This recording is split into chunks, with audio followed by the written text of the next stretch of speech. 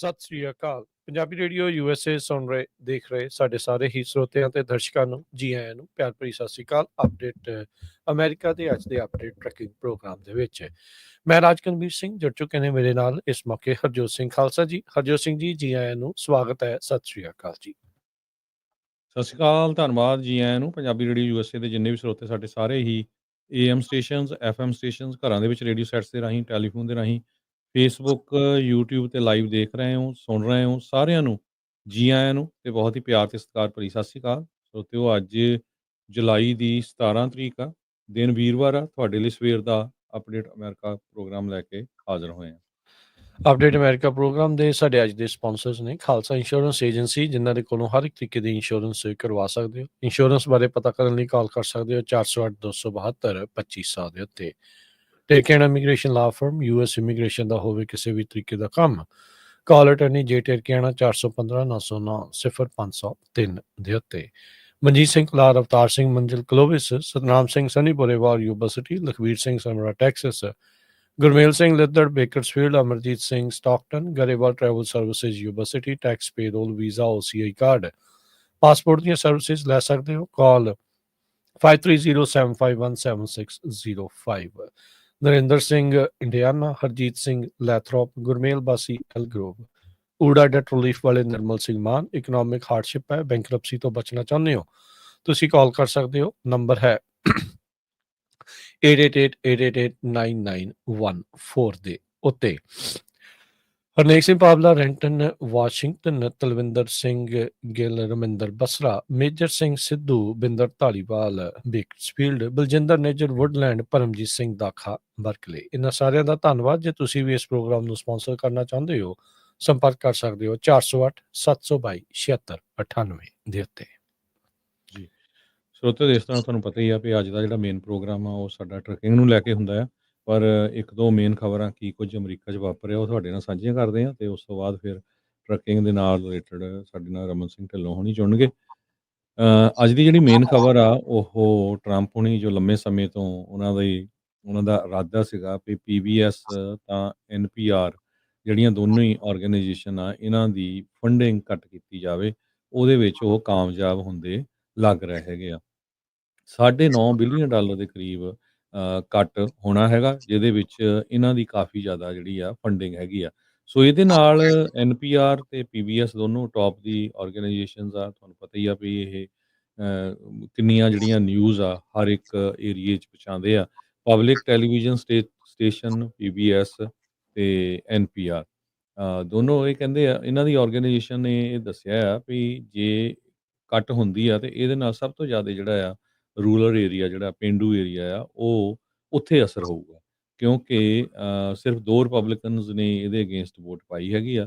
Lisa ਮਰਕੋਸਕੀ ਜੋ Alaska ਤੋਂ ਹੈਗੀ ਆ, ਪਿਛਲੇ ਦਿਨਾਂ 'ਚ ਅਲਾਸਕਾ 'ਚ ਤੁਹਾਨੂੰ ਪਤਾ ਹੀ ਆ ਵੀ ਕੱਲ੍ਹ ਸ਼ਾਇਦ ਉੱਥੇ ਭੂਚਾਲ ਆਇਆ ਸੀ।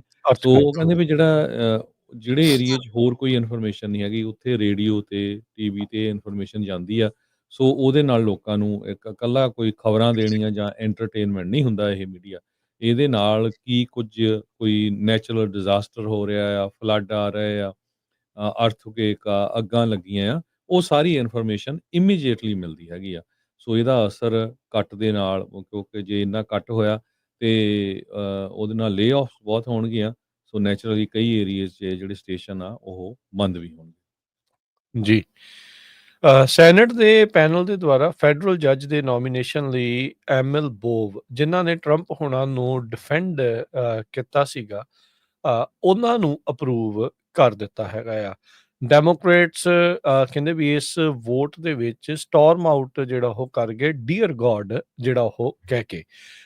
ਜਿਹੜੇ ਐਮਿਲ ਬੋਵ ਹੈਗੇ ਆ, ਇਹ ਰਾਸ਼ਟਰਪਤੀ ਟਰੰਪ ਹੋਣਾ ਦੇ ਸਾਬਕਾ ਪਰਸਨਲ ਅਟਰਨੀ ਨੇ, ਤੇ ਇਹ ਇਹਨਾਂ ਨੂੰ ਹੁਣ ਲਾਈਫ ਟਾਈਮ ਫੈਡਰਲ ਜੱਜਸ਼ਿਪ ਜਿਹੜੀ ਆ ਉਹ ਮਿਲ ਚੁੱਕੀ ਹੈਗੀ ਆ। ਸੋ 3rd circuit court of appeal ਦੇ ਲਈ ਨੋਮੀਨੇਟ ਇਹਨਾਂ ਨੂੰ ਕੀਤਾ ਗਿਆ ਸੀਗਾ, ਤੇ ਅੱਜ ਸੈਨੇਟ ਦੀ ਜੁਡੀਸ਼ਰੀ ਕਮੇਟੀ ਦੇ ਦੁਆਰਾ ਇਸ ਨੂੰ ਅਪਰੂਵ ਕਰ ਦਿੱਤਾ ਗਿਆ ਆ। 44 ਸਾਲਾਂ ਦੇ ਐਮਿਲ ਬੋਵ ਇਹ ਪਹਿਲਾਂ ਫੈਡਰਲ ਪ੍ਰੋਸੀਕਿਊਟਰ ਮੈਨਹੈਟਨ ਦੇ ਵਿੱਚ ਉਹ ਸਰਵ ਕਰ ਚੁੱਕੇ ਆ, ਤੇ ਟਰੰਪ ਹੋਣਾ ਨੂੰ ਉਹਨਾਂ ਦੇ ਜਿਹੜੇ ਕ੍ਰਿਮੀਨਲ ਕੇਸਿਸ ਆ ਜੋ ਜਸਟਿਸ ਡਿਪਾਰਟਮੈਂਟ ਦੇ ਦੁਆਰਾ ਉਹਨਾਂ ਉਲਟ ਫਾਈਲ ਕੀਤੇ ਗਏ ਸੀ, ਉਸ ਵਿੱਚ ਟਰੰਪ ਹੁਣਾਂ ਨੂੰ ਇਹਨਾਂ ਨੇ ਡਿਫੈਂਡ ਕੀਤਾ ਆ। ਵਾਈਟ ਹਾਊਸ ਕਹਿ ਰਿਹਾ ਆ ਵੀ ਜਿਹੜੇ ਐਮਲ ਬੋਬ ਆ ਉਹ ਇੱਕ ਆਈਡੀਅਲ ਨੋਮੀਨੀ ਆ ਜਿਹੜੇ ਯੂਐਸ ਕੋਰਟ ਆਫ ਅਪੀਲਸ ਦੀ ਖਾਲੀ ਪਈ ਸੀਟ ਆ 3rd ਸਰਕਟ ਦੀ, ਉਸ ਦੇ ਉੱਤੇ ਟਰੰਪ ਹੁਣਾਂ ਨੇ ਸੋਸ਼ਲ ਮੀਡੀਆ ਦੇ ਉੱਤੇ ਜੁਡੀਸ਼ਰੀ ਕਮੇਟੀ ਦੇ ਵਿੱਚ ਇਹਨਾਂ ਦੇ ਅਪਰੂਵਲ ਤੋਂ ਬਾਅਦ 'ਚ ਕਿਹਾ do anything else that is necessary to make America great again. So ਇਸ ਤੋਂ ਬਾਅਦ ਦੇ ਵਿੱਚ ਬੋਬ ਹੁਣਾਂ ਦਾ ਜਿਹੜਾ ਰੈਕਰਡ ਇਨ ਤੇ ਆਊਟਸਾਈਡ ਜਸਟਿਸ ਡਿਪਾਰਟਮੈਂਟ ਆ ਉਹਦੇ ਵਿੱਚ ਇਸ ਤਰੀਕੇ ਦਾ ਆ 900 ਤੋਂ ਵੱਧ ਸਾਬਕਾ ਡਿਪਾਰਟਮੈਂਟ ਆਫ ਜਸਟਿਸ ਦੇ ਲਾਇਰਸ ਨੇ ਇਹਨਾਂ ਦੇ ਉਲਟ ਆਪੋਜੀਸ਼ਨ ਜਿਹੜੀ ਆ ਉਹ ਕੀਤੀ ਸੀ। ਕਹਿੰਦੇ ਵੀ ਇਹ ਆਈਡੈਂਟੀਫਾਈ ਕਰਦਾ ਹੈ ਆਪਣੇ ਆਪ ਨੂੰ ਮੇਜਰ ਪੋਲੀਟੀਕਲ ਪਾਰਟੀ ਦੇ ਨਾਲ, ਤੇ 75 ਰਿਟਾਇਰਡ ਸਟੇਟ ਤੇ ਫੈਡਰਲ ਕੋਰਟ ਜਿਹੜੇ ਜੱਜਿਸ ਆ ਉਹਨਾਂ ਨੇ ਇਹ ਸ਼ੰਕਾ ਜਤਾਇਆ ਵੀ ਜਿਸ ਤਰੀਕੇ ਦੇ ਨਾਲ ਉਹ ਪ੍ਰੈਜ਼ੀਡੈਂਟ ਨੂੰ ਲਾਇਲ ਨੇ, ਸ਼ਾਇਦ ਸੰਵਿਧਾਨ ਨੂੰ ਉਹ ਸਿੱਕੇ ਇਸ ਦੇ ਵਿੱਚ ਟੰਗ ਸਕਦੇ ਹੈਗੇ ਆ। ਜੁਡੀਸ਼ਰੀ ਕਮੇਟੀ ਦੇ ਚੇਅਰਮੈਨ ਚੱਕ ਗ੍ਰਾਸਲੀ ਆਇਓਵਾ ਤੋਂ ਉਹ ਕਹਿੰਦੇ ਵੀ ਅਸੀਂ ਚਾਰਜ ਕਰ ਰਹੇ ਹਾਂ ਫੁੱਲ ਸਟੀਮ ਅਹੈਡ ਇਹਨਾਂ ਦੀ ਨੋਮੀਨੇਸ਼ਨ ਦੇ ਉੱਤੇ, ਚਾਹੇ ਡੈਮੋਕ੍ਰੇਟਸ ਜਿੰਨਾ ਮਰਜ਼ੀ ਰਿਕੁਐਸਟ ਕਰ ਰਹੇ ਆ ਵੀ ਇਸ ਦੀ ਇਨਵੈਸਟੀਗੇਟ ਹੋਣੀ ਚਾਹੀਦੀ ਆ ਵੀ ਕੀ ਕੁਛ ਇਹਨਾਂ ਨੇ ਜਿਹੜਾ ਉਹ ਕੀਤਾ ਹੈ ਜਾਂ ਕਿਵੇਂ ਆ। ਸੋ ਉਸ ਚੀਜ਼ ਨੂੰ ਕਹਿੰਦੇ ਵੀ ਅਸੀਂ ਸਾਈਡ ਤੇ ਰੱਖ ਕੇ ਇਹਨਾਂ ਦੀ ਨੋਮੀਨੇਸ਼ਨ ਨੂੰ ਅੱਗੇ ਜਿਹੜਾ ਹੁਣ ਵਧਾ ਰਹੇ ਆ। ਤੇ ਆਈਸ ਵਾਲੇ ਜੋ ਲੋਕਾਂ ਨੂੰ ਅਰੈਸਟ ਕਰ ਰਹੇ ਆ ਤੇ ਉਹਨਾਂ ਨੂੰ ਜੇਲ੍ਹਾਂ ਦੇ ਵਿੱਚ ਰੱਖ ਰਹੇ ਆ, ਉਹਨਾਂ ਦੀਆਂ ਜਿਹੜੀਆਂ ਹੁਣ ਹਾਰਰ ਸਟੋਰੀਜ਼ ਆ ਉਹ ਆਉਣੀਆਂ ਬਾਹਰ ਸ਼ੁਰੂ ਹੋਈਆਂ ਹੈਗੀਆਂ ਆ। ਇਸ ਸੰਬੰਧ ਦੇ ਵਿੱਚ ਇੱਕ ਮੈਗਜ਼ੀਨ ਆ ਵੈਨਿਟੀ ਫੇਅਰ, ਉਹਨਾਂ ਨੇ ਬਹੁਤ ਵੱਡਾ ਆਰਟੀਕਲ ਛਾਪਿਆ ਆ। ਟਫਟਸ ਯੂਨੀਵਰਸਿਟੀ ਦੀ ਪੀਐਚਡੀ ਦੀ ਸਟੂਡੈਂਟ ਜੋ ਰੋਮੇਸਾ ਓਜ਼ਟਰਕ ਕਰਕੇ ਸੀ, ਉਸ ਨੂੰ ਮਾਰਚ ਦੇ ਵਿੱਚ ਪਿਕਅਪ ਕਰ ਲਿਆ ਗਿਆ ਸੀ ਆਈਸ ਵੱਲੋਂ। ਪੀਐਚਡੀ ਕਰ ਰਹੀ ਸੀ ਤੇ ਕਹਿੰਦੀ ਭਈ ਰਮਦਾਨ ਦੇ ਦਿਨ ਚੱਲਦੇ ਸੀ ਤੇ ਮੈਂ ਰਾਤ ਨੂੰ ਜਿਹੜੀ ਆ ਕਿਸੇ ਦੇ ਘਰ ਡਿਨਰ ਕਰਨ ਚੱਲੀ ਸੀਗੀ ਤੇ ਉਸ ਟਾਈਮ ਤੇ ਆਈਸ ਵਾਲਿਆਂ ਨੇ ਉਹਨੂੰ ਚੱਕ ਲਿਆ ਤੇ ਚੱਕ ਕੇ ਆਈਸ ਦੀ ਜਿਹੜੀ ਵਿਮਨ ਪ੍ਰਿਜ਼ਨ ਜਿਹੜੀ ਆ ਉਹਦੇ ਵਿੱਚ ਰੱਖਿਆ। ਕਹਿੰਦੀ ਵੀ ਉੱਥੇ ਇਦਾਂ ਦਾ ਮਾਹੌਲ ਸੀ ਵੀ even God can not hear us here. So ਖਾਣ ਪੀਣ ਨੂੰ ਬਹੁਤ ਗੰਦਾ ਤੇ ਇੰਨੀ ਵੱਡੀ ਗਿਣਤੀ 'ਚ ਜਿਹੜੇ ਲੋਕ ਰਹਿੰਦੇ ਆ। ਕਹਿੰਦੀ ਭਈ ਪਹਿਲੀ ਵਾਰੀ ਮੈਨੂੰ ਲੱਗਿਆ ਵੀ ਜਦੋਂ ਤੁਸੀਂ ਆਪਣੇ ਘਰ ਸੌਂਦੇ ਆ ਤੇ ਉਹ ਇੱਕ ਗੋਡ ਗਿਫਟ ਹੁੰਦਾ ਆ ਵੀ ਇੰਨੀ ਵਧੀਆ ਤੁਸੀਂ ਨੀਂਦ ਸੌਂਦੇ ਆ। ਸੋ ਬਹੁਤ ਵੱਡਾ ਆਰਟੀਕਲ ਆ ਅੱਜ, ਕਿਉਂਕਿ ਸਾਡਾ ਜਿਹੜਾ ਪ੍ਰੋਗਰਾਮ ਆ ਉਹ ਟਰੱਕਿੰਗ ਨੂੰ ਲੈ ਕੇ ਆ, ਨਹੀਂ ਤਾਂ ਪੂਰਾ ਤੁਹਾਡੇ ਨਾਲ ਸ਼ੇਅਰ ਕਰਦੇ ਜੇ ਕਿਸੇ ਕੋਲ ਸਮਾਂ ਹੋਇਆ। ਬਹੁਤ ਵਾਰ ਸਾਨੂੰ ਕਹਿੰਦੇ ਰਹਿੰਦੇ ਵੀ ਜੀ ਤੁਸੀਂ ਆਈਸ ਨਾਲ ਰਿਲੇਟਡ ਖਬਰਾਂ ਬਹੁਤ ਸਾਂਝੀਆਂ ਕਰਦੇ ਆ, ਆਰਟੀਕਲ ਪੜ੍ਹਿਓ ਜ਼ਰੂਰ ਤੇ ਤੁਹਾਨੂੰ ਲੱਗੂਗਾ ਵੀ ਤੁਸੀਂ ਅਮਰੀਕਾ 'ਚ ਰਹਿੰਦੇ ਆ ਜਾਂ ਕਿਸੇ ਕਿਹੜੇ ਮੁਲਕ ਦੇ ਵਿੱਚ ਰਹਿੰਦੇ ਆ। ਵੈਨਿਟੀ ਫੇਅਰ ਮੈਗਜ਼ੀਨ ਆ, even God can not hear us here what I witnessed inside an ICE women's prison. ਇਹ ਪੀਐਚਡੀ ਦੀ ਸਟੂਡੈਂਟ ਆ ਟਫਟਸ ਯੂਨੀਵਰਸਿਟੀ, ਜਿਹਨਾਂ ਆਰਟੀਕਲ ਜੀ ਹੁਣ ਆਪਣੇ ਨਾਲ ਜੁੜ ਚੁੱਕੇ ਨੇ ਰਮਨ ਸਿੰਘ ਢਿੱਲੋਂ ਜੀ, ਟਰੱਕਿੰਗ ਬਾਰੇ ਗੱਲਬਾਤ ਕਰਦੇ ਆ। ਰਮਨ ਜੀ, ਜੀ ਆਇਆਂ ਨੂੰ, ਸਵਾਗਤ ਹੈ, ਸਤਿ ਸ਼੍ਰੀ ਅਕਾਲ ਜੀ। ਰਮਨ ਜੀ, ਆਵਾਜ਼ ਨਹੀਂ ਆ ਰਹੀ ਤੁਹਾਡੀ।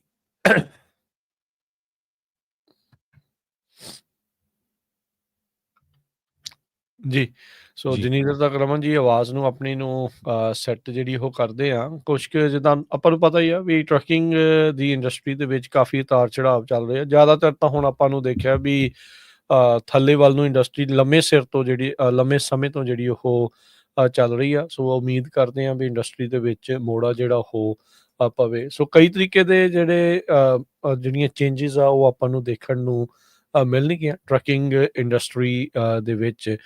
ਰਮਨ ਜੀ, ਆਵਾਜ਼ ਸੈੱਟ ਹੋਈ ਜੀ ਤੁਹਾਡੀ?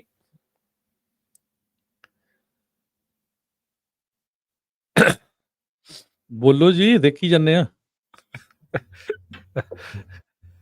ਨਹੀਂ ਆ ਰਹੀ, ਨਹੀਂ ਸੌਰੀ ਰਮਨ ਜੀ, ਤੁਹਾਡੀ ਆਵਾਜ਼ ਨਹੀਂ ਆ ਰਹੀ। ਗਲਾ ਸਾਫ਼ ਕਰੋ, ਤਦ ਤੱਕ ਆਪਾਂ ਖਬਰ ਸਾਂਝੀ ਕਰ ਲੈਂਦੇ ਆ। ਹਾਂਜੀ ਹਾਂਜੀ ਤੇ ਜੀ ਜੀ ਜਿਹੜਾ ਪਹਿਲੇ 2 ਕੁਆਟਰ ਆ ਨਾ ਟਰੱਕਿੰਗ ਇੰਡਸਟਰੀ ਦੇ ਵਿੱਚ, ਜੀ ਇਹ ਅਨਫੋਰਚੂਨੇਟਲੀ ਕਾਫੀ ਬੈਡ ਰਹੇ ਆ।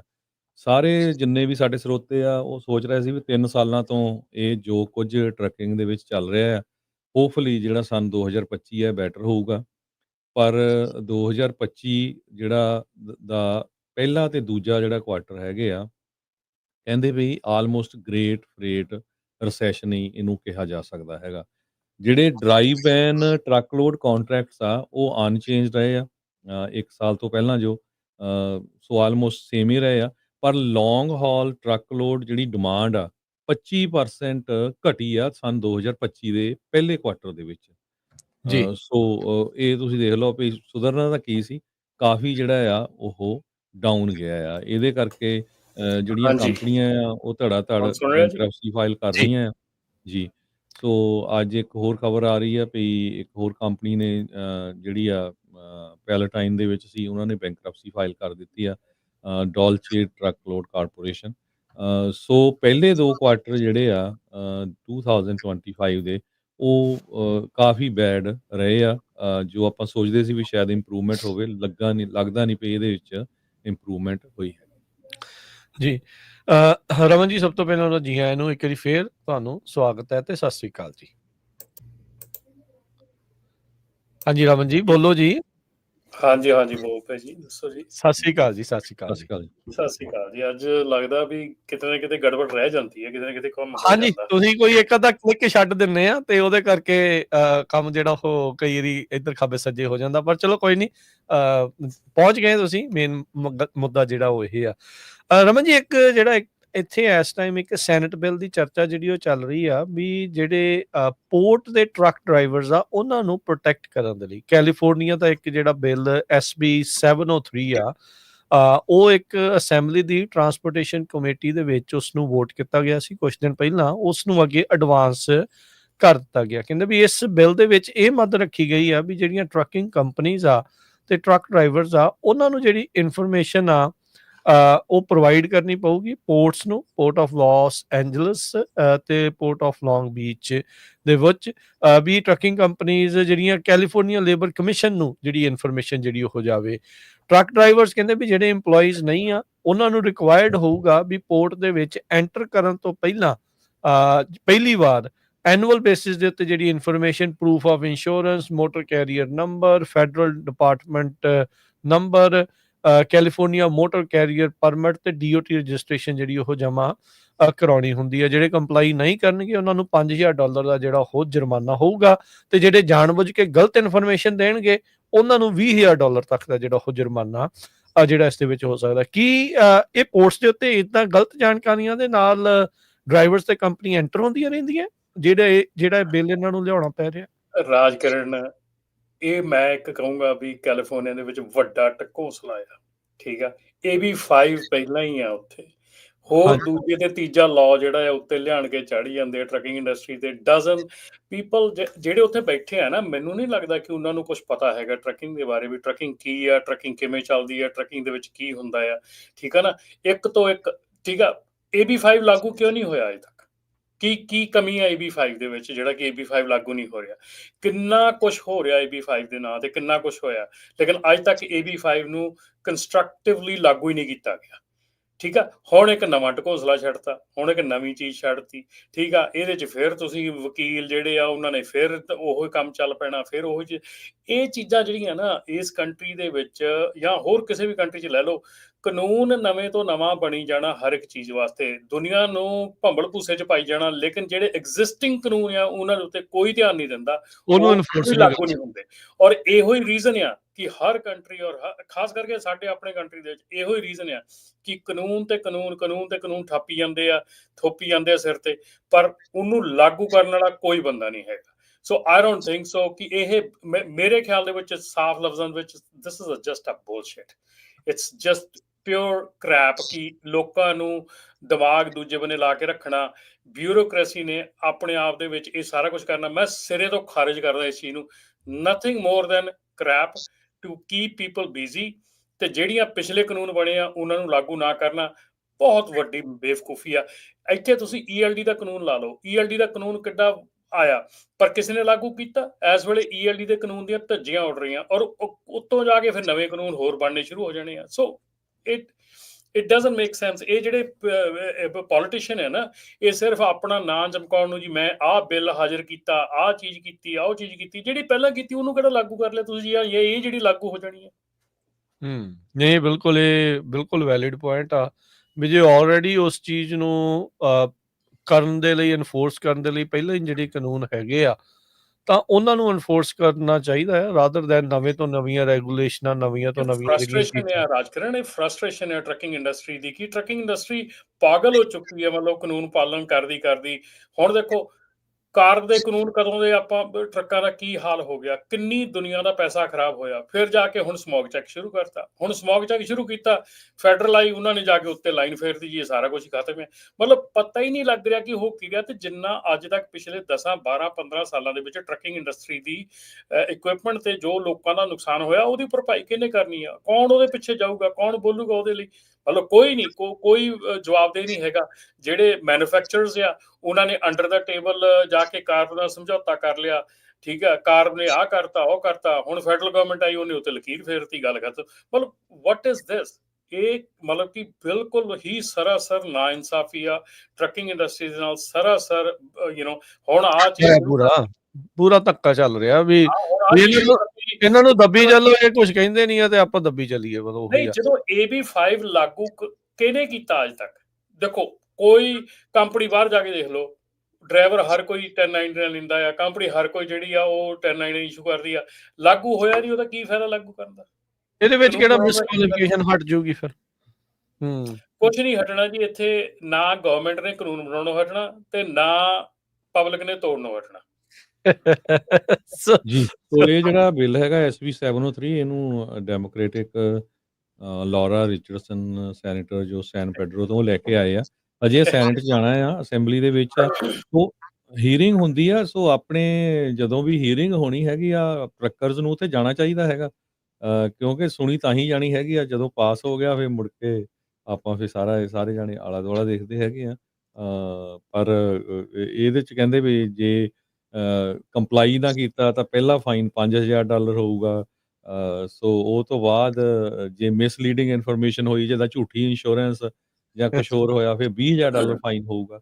ਭਾਜੀ ਰੌਲਾ ਤੇ ਫਾਈਨ ਇਕੱਠੇ ਕਰਨ ਵਾਲੇ ਆ, ਰੌਲਾ ਤੇ ਸਾਰਾ ਫਾਈਨ ਇਕੱਠੇ ਕਰਨ ਵਾਲਾ ਲੋਕਾਂ ਨੂੰ, ਮਤਲਬ ਇਹੋ ਹੀ ਤਾਂ ਚੀਜ਼ਾਂ ਆ ਜਿੱਥੇ ਕਿ ਲੋਕਾਂ ਨੂੰ ਮਤਲਬ ਕਿ ਤੰਗ ਹੀ ਕਰਨਾ ਆ। ਨਵੇਂ AB5 ਦੇ ਵਿੱਚ ਵੀ ਫਾਈਨਸ ਹੈਗੇ ਸੀਗੇ ਕਿ ਨਹੀਂ? ਹੁਣ ਮੈਨੂੰ ਯਾਦ ਨਹੀਂ ਆ।